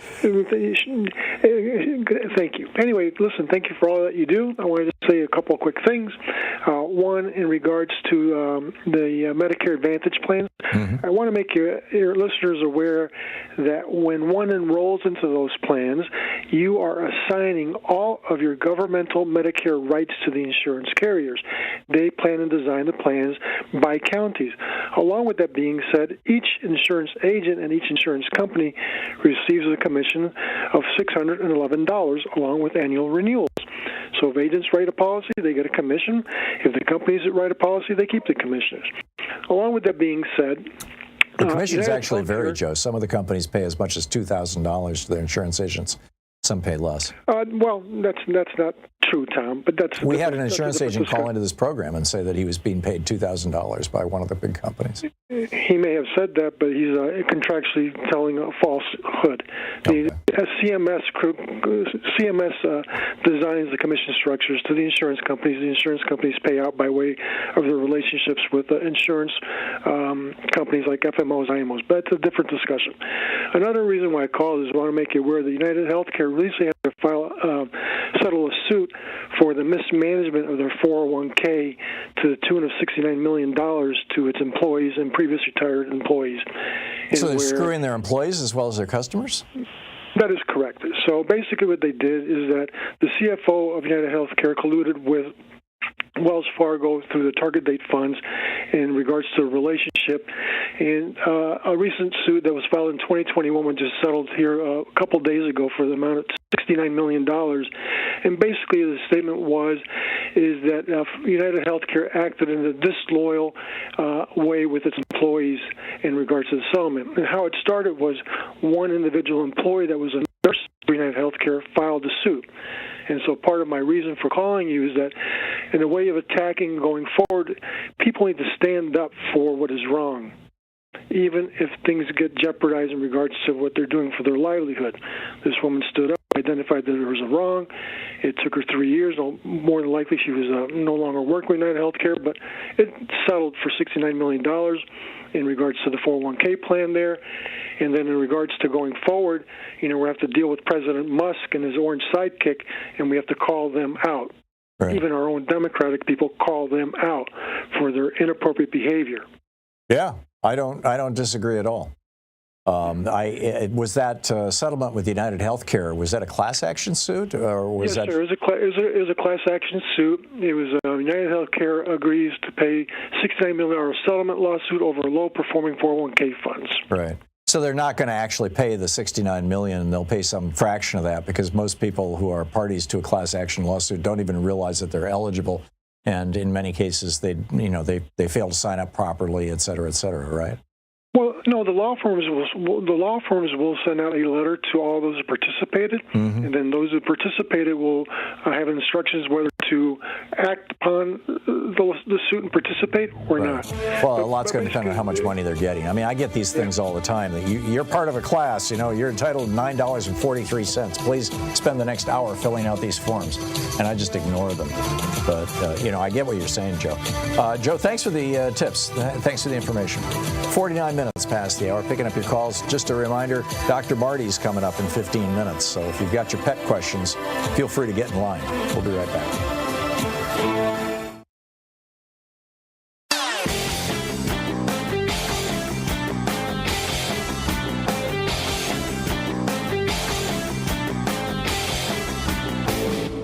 Hey, thanks so much for sharing our program and for reaching out to our stations and sponsors and letting them know that you're listening. It really means a lot to us.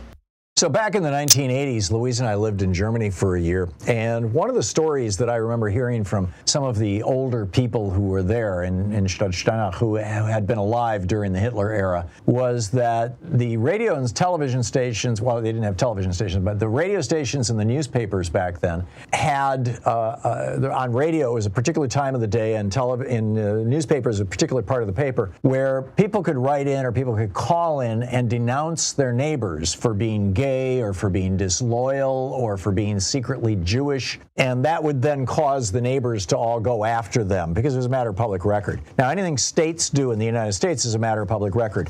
The Attorney General of Missouri, Andrew Bailey, has just put up a form on the government's website, the Transgender Center Concerns form, where you can report your neighbors for dressing up as women. This is nuts. Check it out. There's a whole piece about it at tom.tv.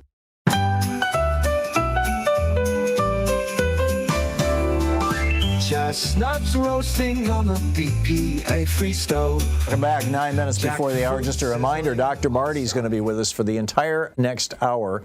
He's a holistic veterinarian. He's treated over, what did he say, how many? 250,000 pets in his 50 some odd years as a veterinarian. That's pretty mind-boggling. So anyhow, he's going to be with us for the hour, taking your calls and questions about what to do with your pets. And there's a couple of lines open right now if you want to get in line for that. But we're still talking politics here. James in Montgomery, Alabama. Hey, James, what's on your mind today? Hi, Tom. Season's greetings. I just like to take this opportunity to wish your family and you and your staff and their families a happy, joyous, and safe, prosperous holiday season. Thank you, James. And back to you. The same to you and your family. Thank you so much. I don't know if it was reported on your news, but yesterday afternoon, I happened to be in Baton Rouge, and they have had an H1N5 direct transmission from a backyard bird flock to an elderly person. They haven't given the age or the name, but they did say that it is not the strain that's in the dairy cows in California. There wasn't a lot of specifics, but they did say they have a hospitalization of bird flu that is a direct transmission. Yeah, apparently if you get it from the cows, it's not so bad. It's a weaker strain. If you get it from the birds themselves, it can knock you on your butt. So, we'll see. They're saying this is a severe respiratory illness. Yeah. Well, it's killing a lot of animals. I mean, it's shutting down zoos. This is a big deal. And we're getting just the right management team. Yeah, exactly. Again, at just the wrong time. Yep. Yes, absolutely. Echoes of COVID. It's terrible. James, thank you for the call. It's great to hear from you. Appreciate it. Marie in Atlanta, Georgia. Hey, Marie, what's on your mind today? Hey, Tom, thanks for taking my call. I called in originally about the post office, and I have to be honest with you, I heard your earlier caller about Fonnie Willis, and I feel like I need to speak about that. That's more important. Please, go for it. More important. Thank you. First of all, Judge McAfee, in his order, said that there was no conflict of interest. The reason that's interesting is because the Georgia Court of Appeals found not that there was a conflict of interest, but that there was an appearance of impropriety in the fact that she had the relationship. So now the standard is changing. They have moved the goalpost. There's no way you could find legally a conflict of interest, but the more amorphous, appearance of impropriety is one of those things. Yeah, it can mean anything. Exactly. So she can appeal to the Supreme Court of Georgia. Please note that most of the justices on the Supreme Court of Georgia are Republican appointed, one of whom, by the way, I believe it was Michael Boggs, was sitting on the Judicial Nominating Commission at the time that the seat he is now in opened up, and so he resigned from the commission just in time to be appointed into the role. Wow. Talk about the appearance of impropriety. Exactly. So my point being, the fact that the Court of Appeals has made this determination, the case is not dead. What it could mean is that Chris Carr, who, if you don't know, Chris Carr was Johnny Isakson's chief of staff before he was appointed into the role of Attorney General, at which point he had to activate his license because he had never practiced law, so he was ineligible to be the Attorney General until he activated his license. But he would be the one, or at least he's done this before, to recommend the person who would be stepping in to handle the prosecution or to handle the case. You know that he's going to pick somebody who's partisan, very likely the well-funded, but unfortunately inexperienced woman that just ran against Fonnie and lost. And the Prosecuting Attorneys Council of Georgia would also have a say in whether or not the person who's appointed is actually qualified to go forward, because you can't just appoint anyone to be a prosecutor. It doesn't work that way. So if it goes to a partisan Republican, they can simply declare that they're not going to prosecute the case, right? They can just say the case is dead. Exactly. And the other thing I wanted to point out, since the gentleman, and I use the term loosely, had the nerve to call Fonnie a slut, please understand that Nathan Wade was an independent contractor. He was not an employee of the office. He was being paid an hourly, he was being paid like any other legal contractor would be paid, an hourly rate. I don't remember what it was. I'm going to say $250 an hour. I'm not sure. But the point being, he worked X hours, he got paid X hours. There's no way that a relationship between the two of them, it wasn't a superior subordinate relationship. It was contractor versus retaining contractor. So, it was more of a contractual relationship. Exactly. Yeah. So I just wanted to clarify, because there's a lot of misinformation out there. Fonnie won her race handily, by the way. So we're not really studying the haters out there, but I really felt like I needed to clarify that. Well, thank you so much, Marie. Whenever you call in, you always bring the goods. I appreciate your knowledge of the law. I understand you're an attorney, and particularly your insights into the Georgia political system. I really value you as a caller. Thank you, Marie. And thank you. Merry Christmas or Happy Holidays or whatever's appropriate for you and your family this year. Thank you so much for calling in. We'll be back with Dr. Marty taking your calls, your pet questions for the next hour. We're going to set politics aside for an hour, take a deep breath, put a smile on our faces, and think about our cats and dogs. You're listening to Thom Hartmann.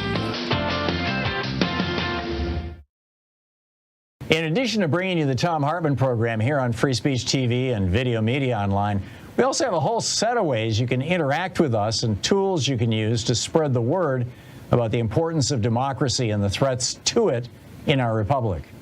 First, there's your daily homework. Sue Nethercutt puts together a daily email newsletter that has a link to every story I discuss on the air, so you can find my sources and you can share them with your friends. It's free and you can sign up at thomhartmann.com. Second, I publish my daily take every day over at the HartmannReport.com website. That's also free if you want the daily 5 days a week rant in your inbox. No ads either. Third, we have the podcasts. There's the free 1-hour version of our daily show that's advertising supported. You can find that wherever you get your podcasts normally. And then there's also the podcast of the entire 3-hour show with no advertisements, and that's available by subscription over at thomhartmann.com. So check them all out at thomhartmann.com and hartmannreport.com.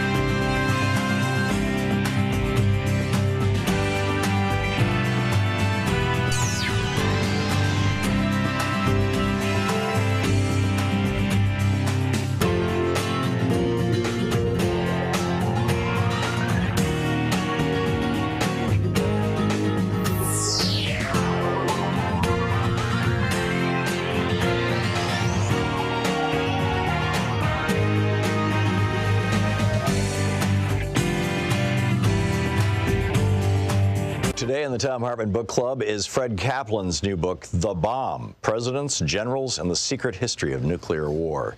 This is from the introduction. For 30 years after the Cold War ended, almost no one thought, much less worried, about nuclear war. Now almost everyone is fearful. But the fear takes the form of a vaguely paralyzed anxiety. Because of the long reprieve from the bomb's shadow, few people know how to grasp its dimensions. They've forgotten, if they ever knew. The holiday from history began on August 8th, 2017, when President Donald Trump, barely 6 months in office, told reporters at his golf resort in Bedminster, New Jersey, that if the North Koreans kept threatening the United States with harsh rhetoric and missile tests, quote, they will be met with fire and fury like the world has never seen, end quote. Even those who didn't remember President Harry Truman's similar description 72 years earlier of the atomic bomb that destroyed Hiroshima, Truman said, a rain of ruin from the air, the like of which has never been seen on this earth. It was clear that in language more bellicose than any president since the end of World War II, Trump was talking about launching nuclear weapons at North Korea. Not if its leader, Kim Jong-un, first attacked the United States, but merely if he developed the ability to do so. Then, 6 months later, Trump signed and released his administration's Nuclear Posture Review, a 74-page document that called for building new types of nuclear weapons and integrating them with the military's conventional war plans. In short, for treating nuclear weapons as normal. The red lights flashed. The alarm bells rang furiously. Yet here is what few recognized. None of these notions were new. The president himself seemed a departure from the norm. His character, erratic, eruptive, thin-skinned, willfully uninformed, a combustive mix for a world leader with his finger on the button. But the button and everything around it were the same. In those decades when most of us chose to forget the bomb, as global tensions calmed and fallout shelters crumbled and we turned our gaze to other problems and pleasures, the nuclear war machine continued to rumble forth in the beyond top-secret chambers of the Pentagon, the Strategic Command Headquarters in Omaha, the weapons labs in various parts of the country, and the think tanks whose denizens never stopped thinking about the unthinkable. They all kept at their singular task, wrestling with the dilemmas posed by the bomb's existence. How to deter nuclear war? How to fight a nuclear war if it cannot be deterred? How to win it, if such a thing is even possible. This is the nature of the nuclear era, and the era never drifted into suspension, even if our attention did. Trump snapped us out of our slumber, reminded those of us who were old enough to know, and informed those who weren't, that the bomb is still here. In public over the years, officers and officials have described America's nuclear policy as a second strike deterrence. If an enemy strikes us with nuclear weapons, we will retaliate in kind. This retaliatory power is what deters the enemy from attacking us.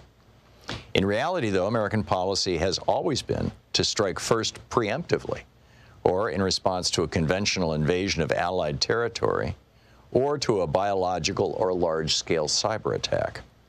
In any case, not just as an answer to nuclear attack. All of these options envision firing nuclear weapons at military targets for military ends. They envision the bomb as a weapon of war writ large. This vision has been enshrined in the American military's doctrines, drills, and exercises from the onset of the nuclear era through all its phases. Most presidents have been skeptical of this vision, morally, strategically, practically, but none of them have rejected it. Some have threatened to launch nuclear weapons first as a way of settling a crisis. The few who considered adopting a no first use policy, in the end, decided against it. There are rationales for these doctrines, drills, and exercises, and for the retention of the first use option. They are driven by policies, personalities, and bureaucratic rivalries, but also by a logic which, once its premises are accepted, hurls its adherents and the rest of us into a rabbit hole of increasingly bizarre scenarios that seem increasingly, if strangely, rational the deeper they're probed. Understanding the nuclear era, the era of our lifetime, means understanding the rabbit hole, who dug it, and how we got stuck inside. It means tracing the maze of its tunnels, which is to say the arc of its history. A story enmeshed in secrecy, some of it still secret, much of it now illuminated by declassified documents and interviews with key actors, though never fully told. How did we get to this second coming of nuclear panic? How did we wind up with thousands of nuclear weapons, far more than any war aims could justify? What propelled the nuclear arms race during the decades-long Cold War? And what happened to the weapons and their guardians after the Cold War ended? And how and why did any of this persist? Chapter 1, Killing a Nation. The book Fred Kaplan's The Bomb.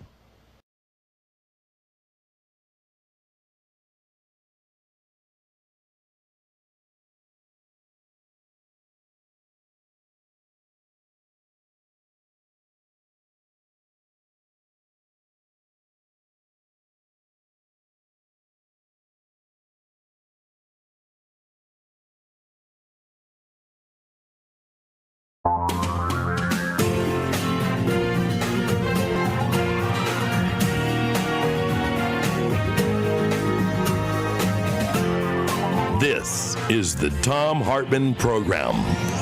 Welcome to the third hour of our program. We're going to take a pause from politics and dig into something that most of us share, which is our pets. We have a couple of cats and a couple of dogs, and in fact, I have a question to begin this with. And Dr. Marty Goldstein is with us. He's the integrative veterinarian specializing in both traditional and alternative pet medicine, veterinary medicine. In his years in practice, he's worked with nearly 250,000 pets. He's the creator of a product called Nature's Blend, which is a sponsor, or has been in the past. They're not right this week, but has been a sponsor of this program, and I'm required to disclose that by federal law. But this is not an infomercial. We're not here to promote his dog food or cat food. Just FYI. He's the author of the book, The Nature of Animal Healing, the definitive holistic medicine guide to caring for your dog and cat, and most recently, The Spirit of Animal Healing. He's also the star of the movie The Dog Doc, so a lot there going on there. His website is drmartypets.com, drmartypets.com, and he's also on Twitter as official Dr. Marty. Dr. Marty, welcome back to the program. And you missed one thing. I also specialize in pausing from politics. Yeah, there you go. And it's a fine thing. We all need to do that from time to time. Oh, sure do. And I appreciate your dropping by today. I want to start this off. We've got a full board of calls. People from all over the country are eager to talk with you. But I wanted to use my host's prerogative. Louise and I recently got a new kitten. And the kitten had diarrhea that just wasn't going away, and so we got one of these pet poop kits, through the mail. We bought it off Amazon, and turns out he's got Giardia, and so the vet has put him on metronidazole. Metronidazole. Yeah, thank you. We've got a couple of other cats, and we have 2 dogs, and none of them are having these problems. But A, how contagious is this? B, is there anything else we should be doing? C, should we be treating all the other pets? The vet was kind of ambiguous about that. And anything else we should know about him? I mean, he seems to be healthy. He's pretty skinny, but other than the poop issue, he seems to be just fine. Yeah, metronidazole is what I would have done. And I wouldn't just arbitrarily treat the other pets. I would just check their stool samples, especially if they become symptomatic. After the metronidazole, you should use a good probiotic supplement. There are many out there now for pets to reestablish any of the good bacteria that the metronidazole antibiotic happened to kill while they're killing the Giardia. Okay. It's very contagious. It's very common. It's nothing really to be alarmed about because you caught it early. Yeah. We also have a dish of a pan of water that the cats, that this particular kitten loves to actually play in, and the other cats are drinking out of.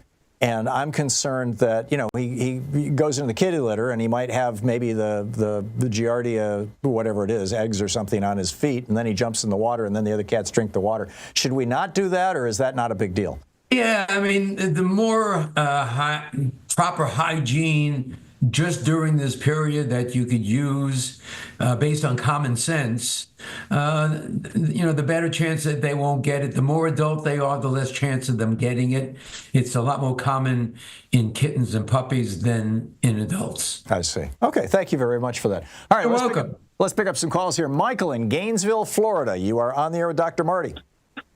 Yes, hello, Tom. Hello, Marty. Hello, Michael. What we learn from our pets and our veterinarians is humanity changing. And I need your help and opinion on something. I attended a veterinary graduation event at a university, and I saw a huge need for a video, and it should be played to new veterinarians and new teachers, K through 12 for students as well. Kind of vet to future vet and vet to future teacher. Outlining, and this is where history comes in, which I think Tom can speak to, too. Henry Berger, who founded the ASPCA, rescued a young, I think she was 9 or 12, Mary Ellen Wilson. There's a book on it called Out of Darkness. And as a result of that, we have child care because they were rescuing animals from dire situations and having to leave human children behind. And we also learned in 2002 with a book in Scientific American called Scars That Won't Heal, the Neurobiology of Child Abuse, that, child abuse isn't a pat on your head kind of thing. And this is where it ties into veterinary care. Those animals and how they're treated in the home is oftentimes the first indicator. So you as veterinarians and teachers, if there were, unfortunately there aren't pets in all of our schoolrooms, but if there were, instead of gun detectors and more guns and school drills. Michael, I'm trying to shorten this because we've got a lot of people who want to ask questions. Absolutely. Basically what you're saying is look for animal abuse as possibly a leading indicator of child abuse and sensitize we need a video for those graduation events. Okay, I got it. Let's get Dr. Marty's thoughts on it. Oh, I mean, I agree, and it's just amazing all the studies that have been done where you bring animals into any area, hospitals, prisons, the amount of crimes go down, the amount of this goes down, attitudes go up, happiness goes up. So, using the animal role model to infiltrate the human race for how we should care for other humans is a no-brainer. Yeah, there you go. Freda in Rogers, Arkansas. You're on the air with Dr. Marty. Thank you so much. I will try to be as quick as I can. Thank you. About 4 years ago, my son brought to me a kitten he found in a ditch. And he had taken the kitten. It was no mother around, and he waited and waited and finally took him to the shelter. They nursed him back, and then Joshua brought him to me. He just fit into my hand. He was probably, just very, I don't know, maybe 8 weeks old, maybe not that old, but he was tiny. Now, I've had him for 4 years. My son, who brought him to me, died. He had it's a very long story. He was 40 years old when he died. It was shortly after he brought the kitten to me. And this kitten, now I have had to move from where I was living at the time because I fell and went into the hospital and then went into rehab. Freda, what is your question for Dr. Marty? Well, that's what I'm getting to. I'm sorry it's taking so long. There's so much background. This cat has been living with me in a new place now for since January. And he has started throwing up. Now, I was not with him for 2 months while I was in the hospital after my fall. And I had friends taking care of him in my house where I was living when I fell. Now, we're here in a living So your question facility. for Dr. Marty is what, Freda? He's throwing up. And he throws up immediately after he eats the food. I've had him to the vet at one point, and they've sent me home with some food to feed him because they tell me that the food he was eating was bad. This is a digestive care, Hill's prescription diet. So, and Freda, I'm running out of time here, so let's let Dr. Marty respond to you. I'm sorry. I'm going to hit a break here in just a second. We really need to keep our questions short. If this is stress-related, it's called Rescue Remedy. It's a Bach flower remedy. They actually make it for pets right now. You put like 2 or 3 drops in his mouth. Doesn't have to be swallowed 2 or 3 times a day. Maybe check for parasites. I hope that the vet did that. And a lot of times, instead of getting prescription food that's been highly processed, just make him some boiled meats, like boiled chicken or boiled hamburger. Cat is the obligate carnivore. They should be eating meat. And a lot of times, just bland diet, little amounts often will do the trick. Okay, great. Dr. Marty is with us taking your calls, and we'll be back in just a moment with more of your calls for Dr. Marty, I would say world-famous veterinarian. I mean, he's been the star of movies. Say what? There you go. Okay. And check out his books, The Nature of Animal Healing and The Spirit of Animal Healing as well. We'll be right back with your calls for Dr. Marty Goldstein.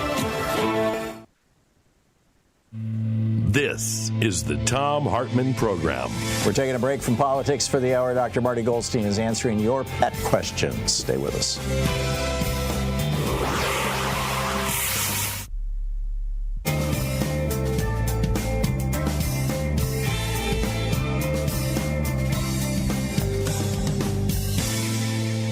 And welcome back. Jan in Tucson, Arizona. You're on the air with Dr. Marty. Hi, Tom. Hi, Dr. Marty. Hi, Jan. I'm guessing she's about 13 years old. She was adopted. And she's a Schnauzer-type terrier mix, and she weighs about 13 pounds right now. She's been diagnosed with congestive heart failure probably for the first time about 4 years ago, and I think it was at the early stage of congestive heart failure. That has developed apparently into, she's at stage 5 now. And she has that horrible honking cough. She sounds like a goose. I mean, it's a honking. Yep. Especially when she drinks water and, of course, when she lays down at night. So the vet has prescribed for her, and she's been on this for probably 5 weeks now, a diuretic and Vetmedin. Yes, Vetmedin and a diuretic. Yes. Well, she was on a small tablet of that too, and then we've cut back, and so now she's just on a half a tab. Anyway, she's been on this medication, and it wasn't helping at all. So I was to the point where I thought I'm going to have to put her down because she's suffering. You know, it's like she has difficulty breathing, that sort of thing. So I took her back to the vet, and the vet looked at her again and said, I don't think that this is so much from her heart. I think she has a collapsed trachea, which is apparently common in small dogs. Yes. So she started treating her with a hydrocodone cough suppressant that I have that she prescribed every 12 hours. And she's been taking that now for about 2 weeks. And it does calm her down and make her very sleepy, relaxes her. The minute she gets up and of course she's thirsty, she gets up and she wants to drink water, and she's literally coughing into her water bowl. So my question for you is, well, first of all, I heard you just mention rescue remedy, because I'm not supposed to give her this hydrocodone more often than every 12 hours. And is rescue remedy something safe for dogs? Because it does cause her anxiety, and, you know, she gets trembling and that sort of thing. Extremely safe. I mean, you really need the proper diagnosis here, because these two conditions are treated totally differently.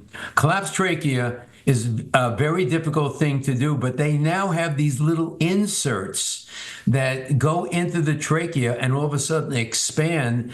And I've seen them, I've seen dogs struggle for 2, 3, 4 years in a row, like little Yorkshire Terriers, and they get these things put into their trachea, and instantly they're breathing normal and the cough goes away. Whoa. So, and if it's a collapsed trachea, you don't want to use all of these medications for the heart. So you must have this properly diagnosed, hopefully at a specialty facility. Got it. Greg in Sherman Oaks, California, you're on. I just noticed I've only got about 15 seconds here. So, Greg, just hold on for a minute. We're going to hit a break here, and on the other side, in just a few moments, and on the other side of this break, I'll have you ask your question of Dr. Marty. We're talking with Dr. Marty Goldstein, the integrative veterinarian specializing in both traditional and alternative medicine. He's seen nearly 250,000 pets in his 50-plus years in practice. He's also the creator of Nature's Blend and the author of The Nature of Animal Healing, and most recently, The Spirit of Animal Healing. And he's in the movie The Dog Doc. We'll be right back with your calls for Dr. Marty.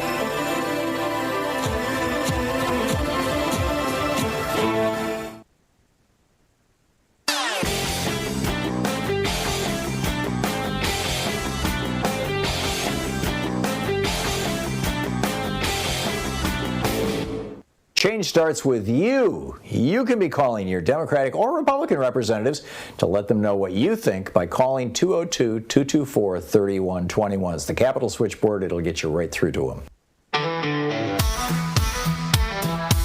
Welcome back. 20 minutes past the hour. We're taking your calls for Dr. Marty Goldstein on veterinary issues. Greg in Sherman Oaks, California. You're on the air with Dr. Marty. Good morning, gentlemen.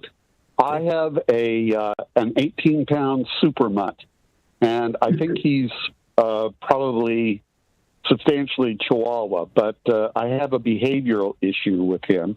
I've tried attacking it from the point of view of diet, going with whole foods and fresh foods, but he will get up in the morning. He'll be very affectionate. I'll get up. He'll wander out to the couch, plant himself. And as I'm walking down the hallway, I hear this resounding grrr. And then throughout the day, he will come sit by me and plaster himself to my leg. But if I reach out to touch him or pet him or stroke him in any way, I get that grrr, and then he will snap at me. And it's an issue that I'd love to find a solution to, because I've got the scars to prove it. Any thoughts? Yeah, I mean, behavior is not my specialty. There are amazing behaviorists out there, especially where you live.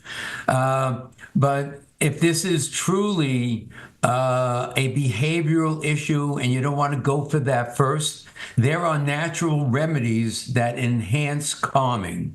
GABA, valerian, what I mentioned before, rescue remedy, has no side effects. We've used it thousands of times, and it really helps handle stress and anxiety without any side effects.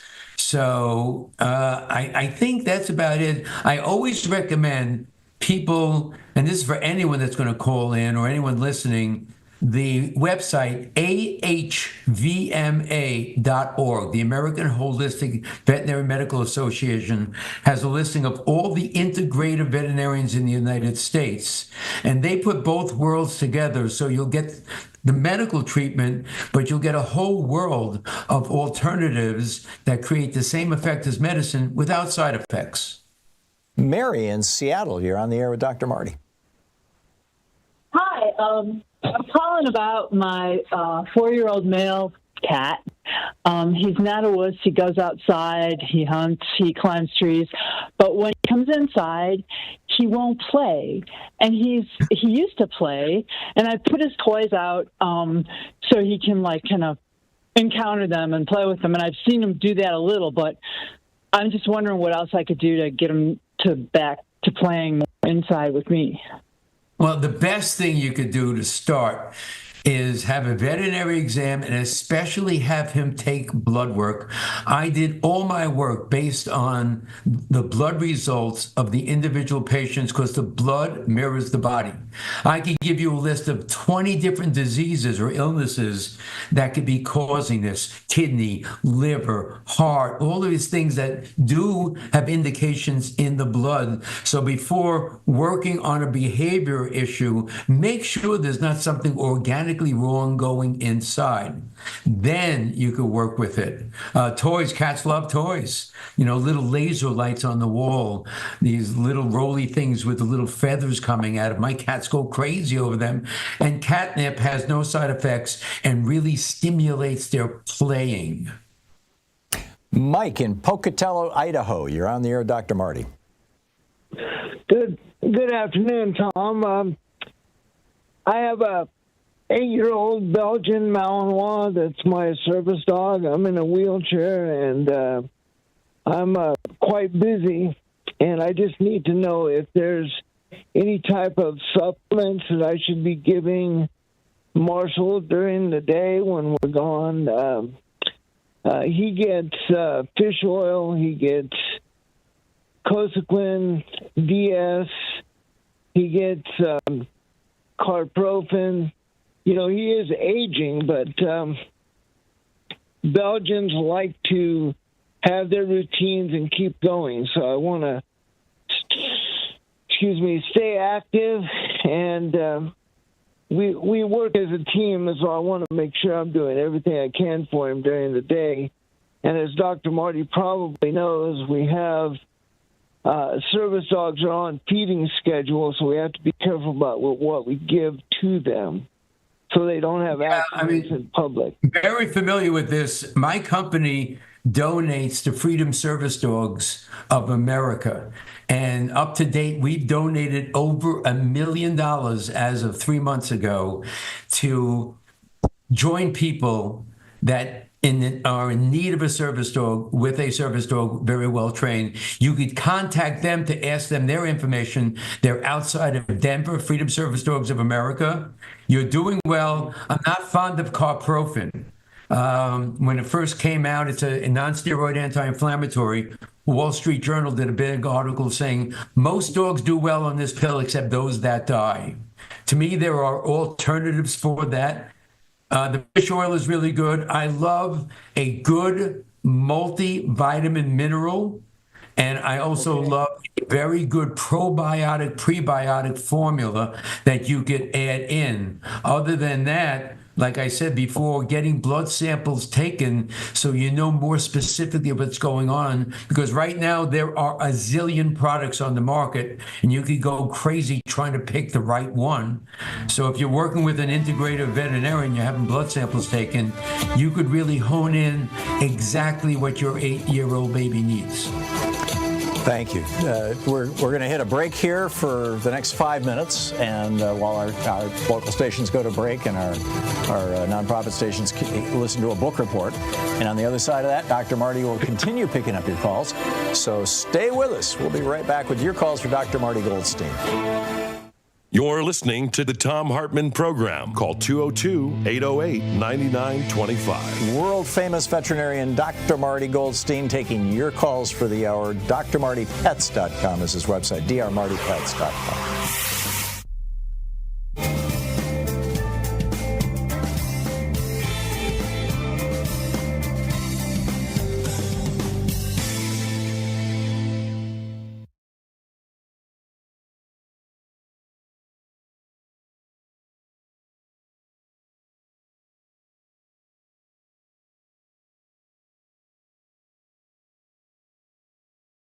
Our book today in the Thom Hartmann Book Club is by P.E. Moskowitz. It's The Case Against Free Speech, the First Amendment, Fascism, and the Future of Dissent. This is from the introduction. This book is not anti-free speech. It is anti the concept of free speech. It's an important distinction. Everyone should have the right to say what they want. I will not argue otherwise. I am not an authoritarian. In this book, I will not argue that the United States should adopt laws banning racist speech like the ones that have proliferated throughout Europe, for example. I think those laws are often counterproductive and end up being used against leftists instead of against racists. I won't argue that Nazi speech should be outlawed as it is in Germany. I won't argue that the First Amendment should be reformed nor more firmly upheld.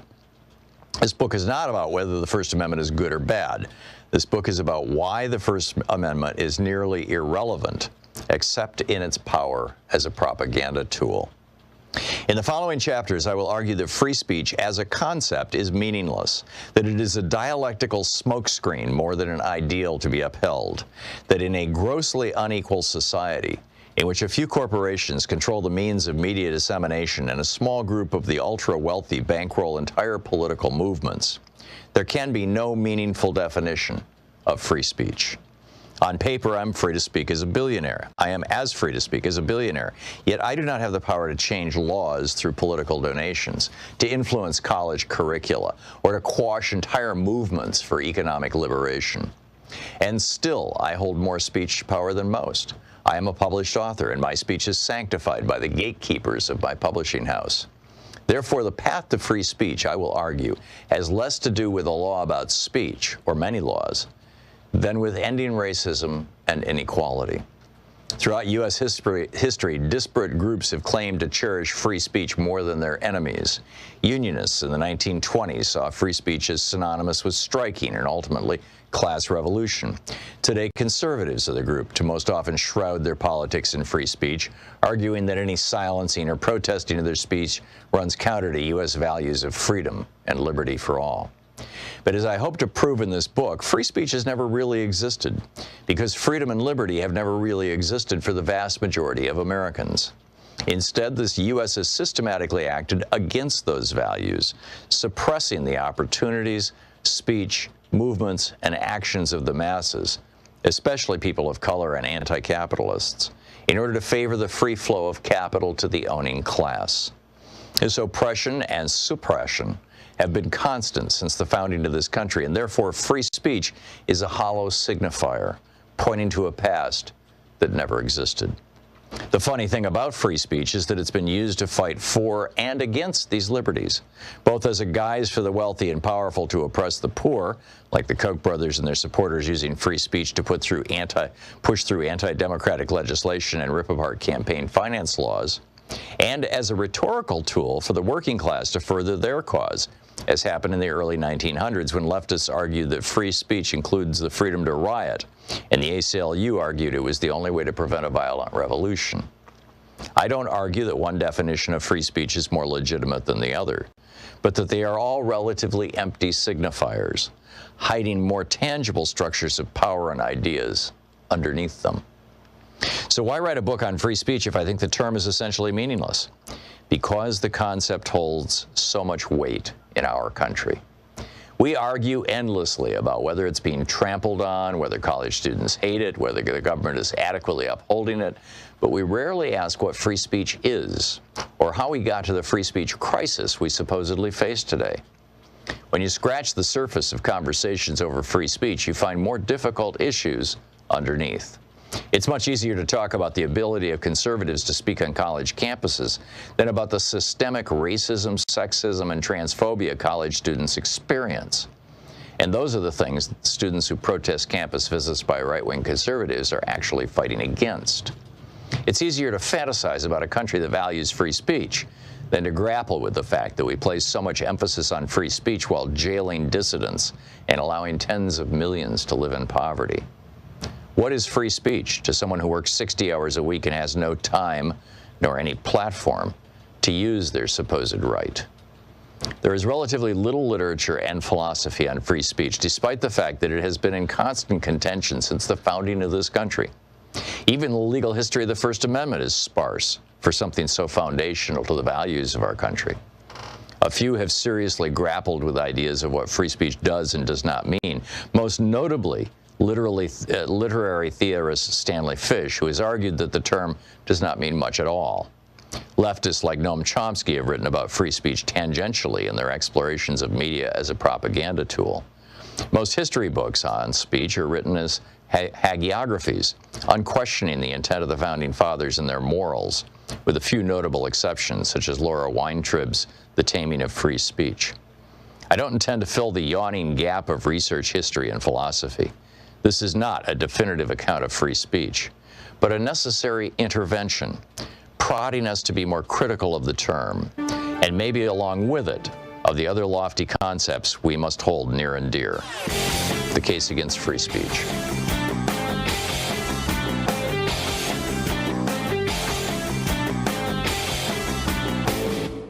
Help support progressive radio. If you're listening to us on a commercial station, call their advertisers and let them know you're listening. If you're listening to us on Pacifica, or one of our many nonprofit stations, please support them when they do their fundraising drives. Thanks for supporting Progressive Talk Radio, and tag you're it.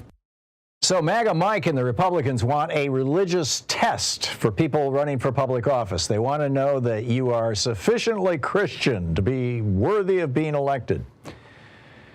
Right. MAGA Mike is one of these 7 mountain evangelicals. There are 7 domains where these dominionists believe that we need to have religion completely take them over. Education, religion, family, business, government and military, arts and entertainment, and the media. Seriously. This is not what Jesus was preaching when he said, give unto Caesar what is Caesar and unto God what is God's. This is the opposite, in fact, of what Jesus was teaching. It's the opposite of Matthew 25, where Jesus said the only way to get to heaven is by feeding the hungry, healing the sick, helping the poor. This is counter-Christian, anti-Christian, in fact. In fact, I think you could say it is the Antichrist's work. There's a piece about it over at HartmannReport.com. Check it out.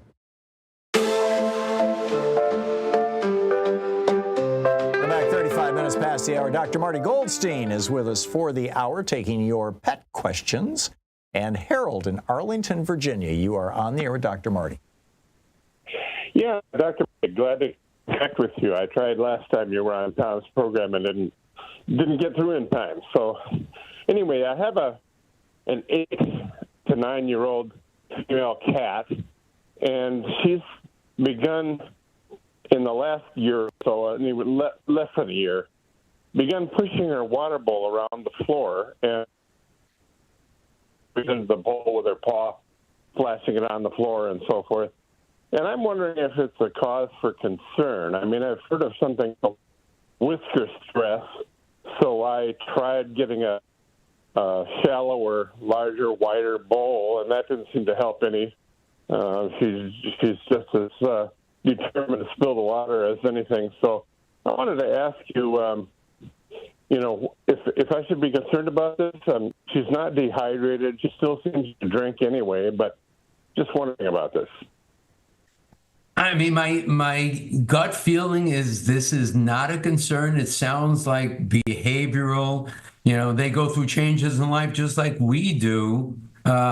Like I said twice before, I love taking routine blood samples at least once a year on all my patients. And that's when you could really see what's going on inside the body. And then you'll know if this is, they say in Chinese philosophy, the liver is the seat of anger and behavior. So are the liver enzymes elevated? The number one killer of cats right now is kidney disease. And the kidney value is starting to elevate, which is the body retaining poisons the kidney should eliminate in the blood, causing this. I mean, I don't know. So if you can get blood samples taken and they're medically normal, then I would think this is behavioral. Like we said before, if it is behavioral and it's a negative behavior, you could try the good old rescue remedy I mentioned before. Thank you. Wendy in Centennial, Colorado. Wendy, you're on the air with Dr. Marty. Oh, well, thank you. Say, what are your views on deworming puppies? I have 5-week-old puppies. They don't have worms. It's been, controversial about giving them deworming or not when they're so young. Well, the general rule is never take a medication preventatively. Now, I don't buy that. It's considered that 98% of all puppies and kittens will have parasites, but especially not having any GI issues, I would just do routine fecal samples, and if worms show up, there are a whole bunch of intestinal parasites.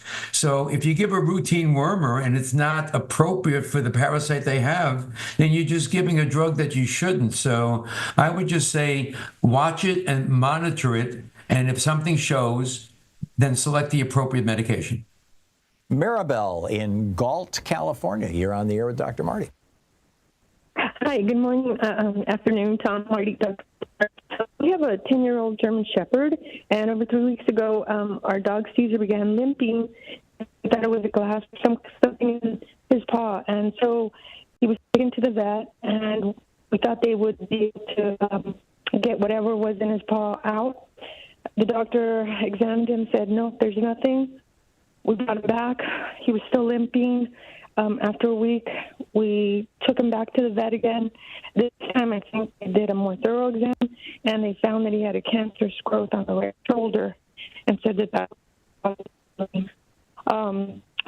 but, we hadn't noticed it, and now it's noticeable, and I'm just wondering how could this quickly, grow so fast in like 2 weeks or so. They gave us some medicine, gabapentin and caprofen, being discontinued, and we only have them on caprofen. My question is there anything that I can do? Should I take them for a second opinion?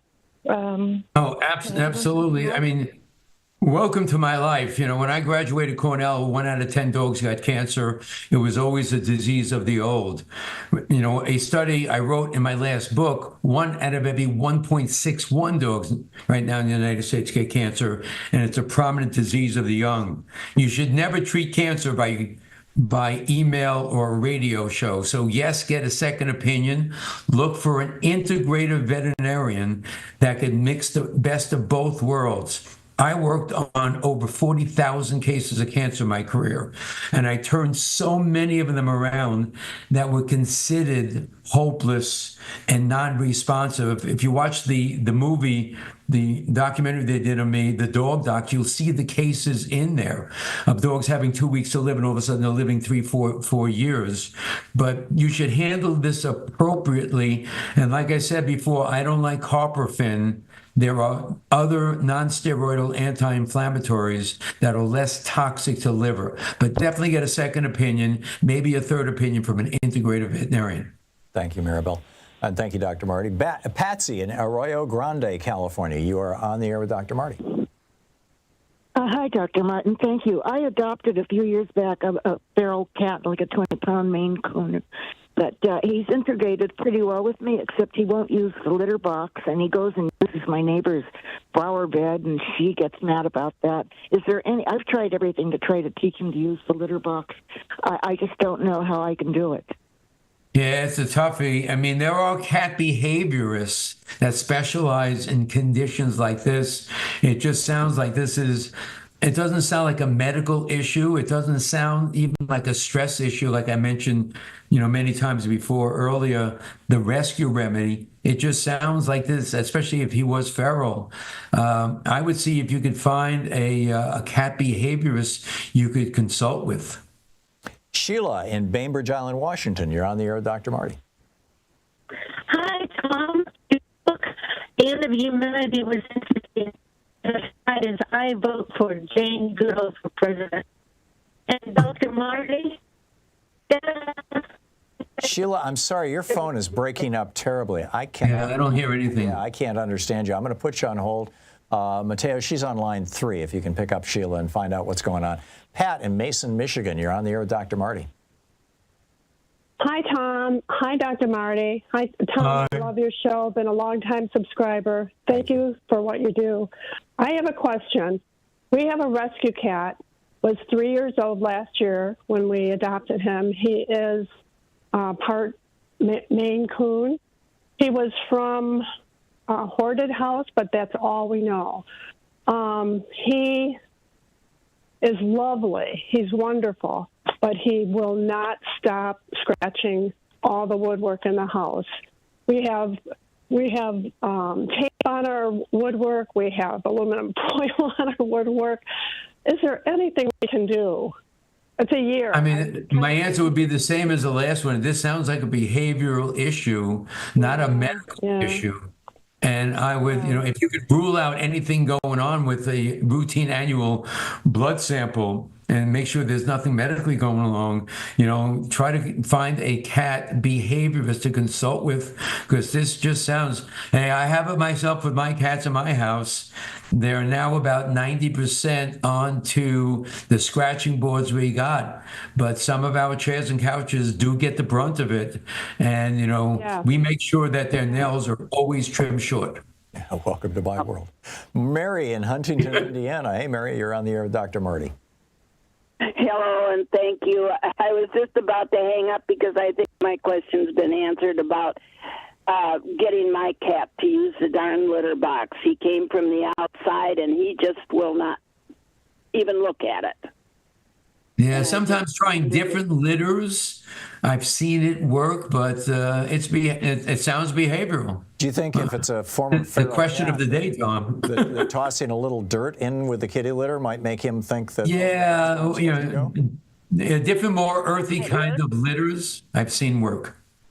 I have tried different litters, and that doesn't make any difference. Yeah. I'm not saying he's never used it, because he has a couple of times, but he's not anywhere near. Maybe tossing in just a little handful of dirt or something to get the smell. Yeah, cat behaviorist. Yeah, or find the behaviors. Mary, thank you. Yeah, they specialize in this. This is a common issue, obviously, 3 times already on the show. Yeah, absolutely. Dr. Marty Goldstein is with us for the hour, taking your calls, your pet questions. The world-famous veterinarian, star of the movie The Dog Doc, the author of multiple books, and we'll be right back with more of your calls for Dr. Marty Goldstein. Stay with us.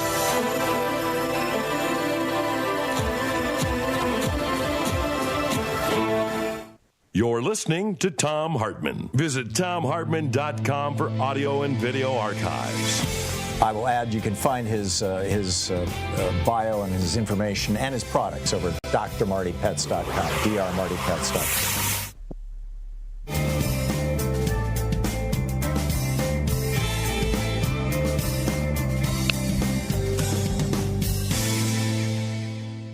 And welcome back. Rose in Eugene, Oregon. You're on the air with Dr. Marty.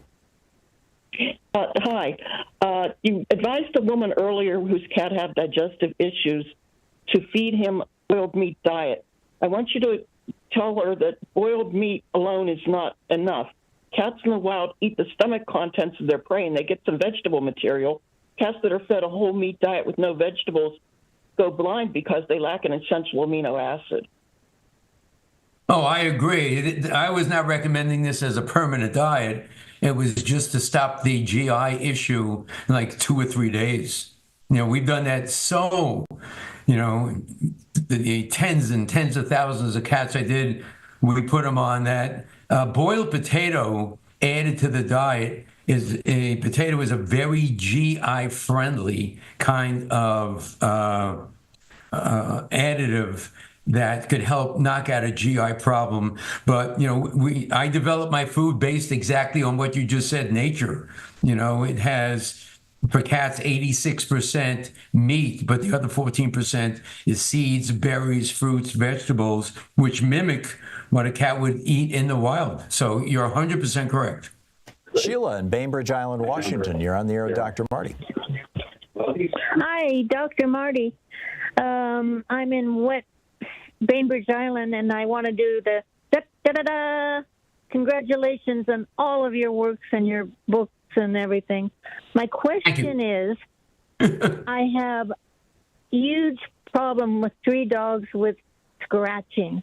And one time you mentioned something about some capsules, and that didn't seem to work. Do you have any other ideas?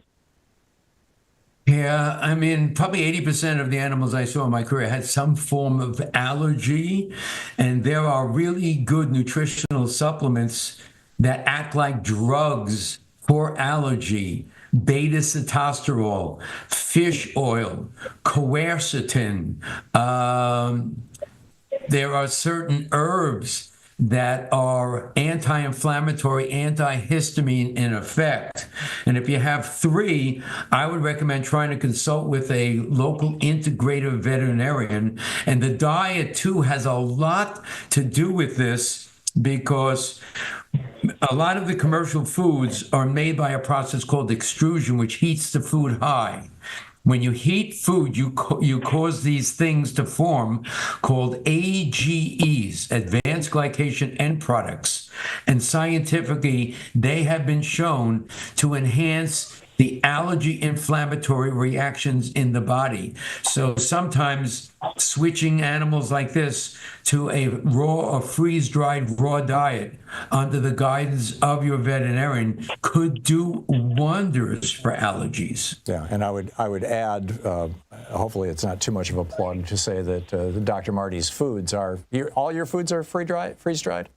Yes. Yeah, so it meets that requirement.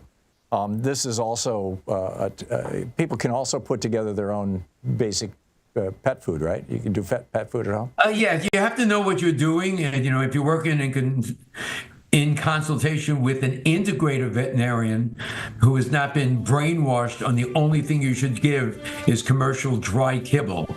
That you don't want to do that, because Cornell has just accepted me to do a study on allergy patients, 40 dogs, comparing kibble to our freeze-dried raw. So we're in the process of having that funded right now, and we're going to come out with the data. We'll be back in 60 seconds. I've got to read an ad over on the commercial side of the show. We'll be right back with you.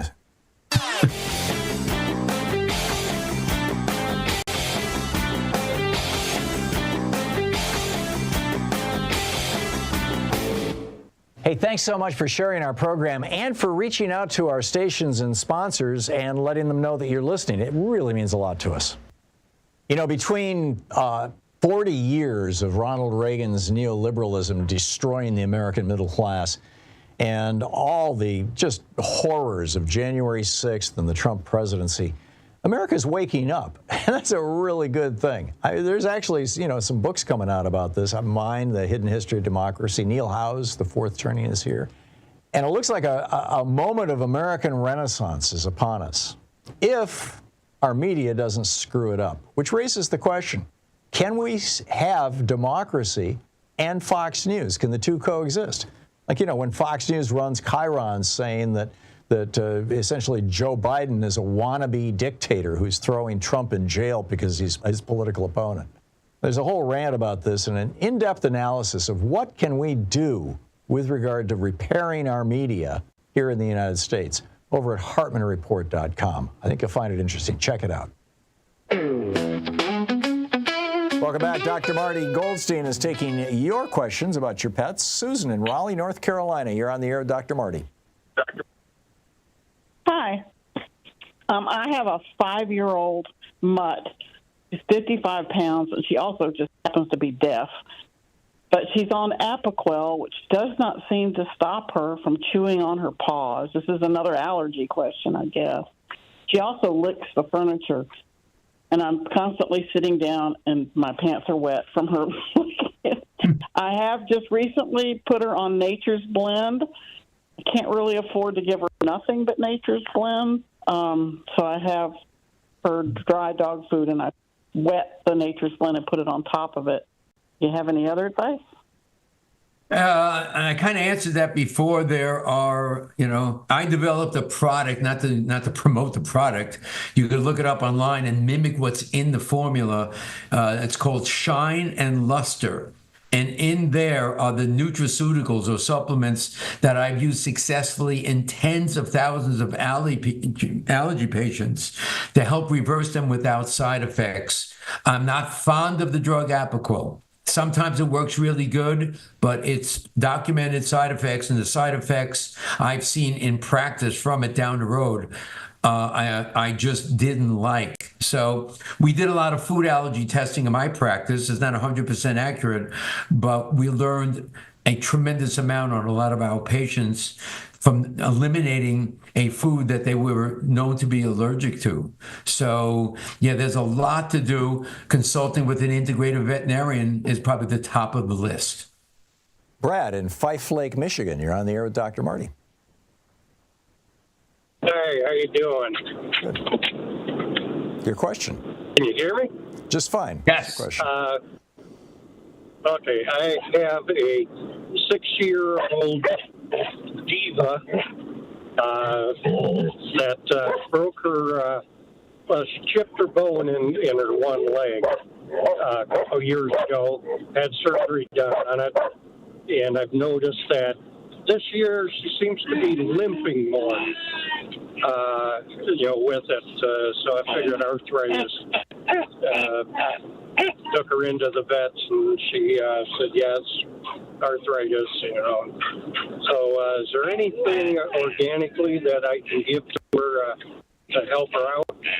No, absolutely. If this is truly arthritis, there are a zillion supplements now for dogs with arthritis that contain MSM, glucosamine sulfate, chondroitin, the green-lipped mussel extract. Veterinarians have these supplements. You can get them online. There are remedies, homeopathic remedies that I've used very successful that contain things like arnica. If this is related to the bone chip, there is a supplement that I use successfully for decades called Rehab Forte, REHABFORTE, if it's related to the bone chip. If it's arthritis, there are so many different supplements. Liz in Wilton, Connecticut. You're on the air with Dr. Marty. Hi, Dr. Marty. I have 2 French bulldogs. They're 3 and 4 years old, and they see a dermatologist, and she prescribed them to be eating hydrolyzed protein because of chicken allergies. And I am not sure if it's the best diet for them for a long-term health, but I wanted to know, I was interested in your food, but a lot of the freeze-dried foods are chicken, and I was wondering if I were to look for freeze-dried foods or make my own food, what alternative proteins I should be looking at. Yeah, hydrolyzed protein does work in an initial state to quell down the allergies. We in my formulas, we really try to stay away from chicken because it's probably the most prominent of the allergies right now.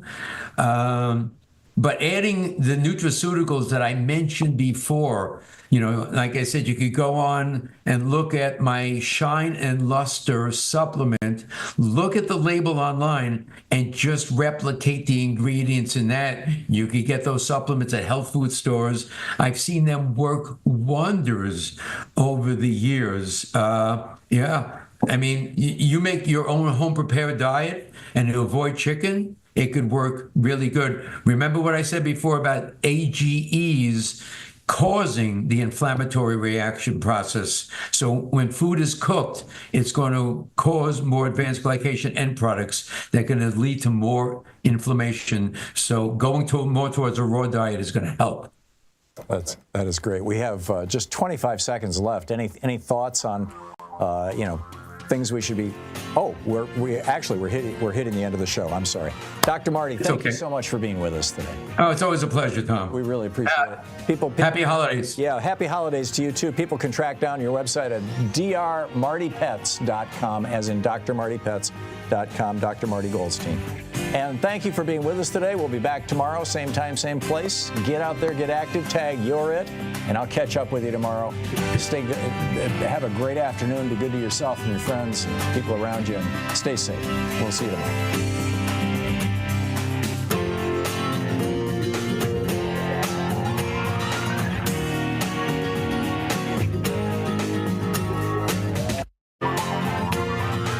Been listening to Thom Hartmann. For audio and video archives, visit thomhartmann.com.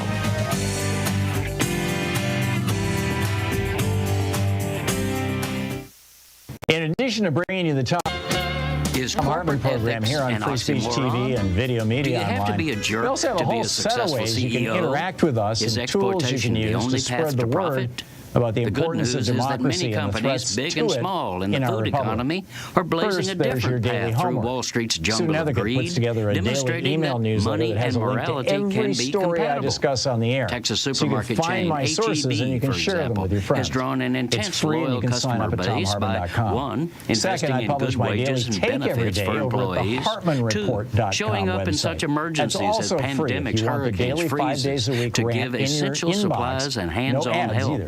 And 3, Third, they have the being an podcast. involved and There's supportive the free neighbor to the 1-hour hundreds of version of unique our daily communities show it that's serves. advertising supported. Also, You can find that Mean wherever you get your Grains podcasts is relocalizing the and then there's business also of the milling grain podcast of by the entire working with local 3-hour show farmers with who no have been advertisements. abandoned by And that's global grain available marketers. by subscription They're over at producing flowers from ThomHartmann.com. heritage So check them grains, all boosting out the at local economy in the ThomHartmann.com and process. HartmanReport.com. Natural grains, and it's 100%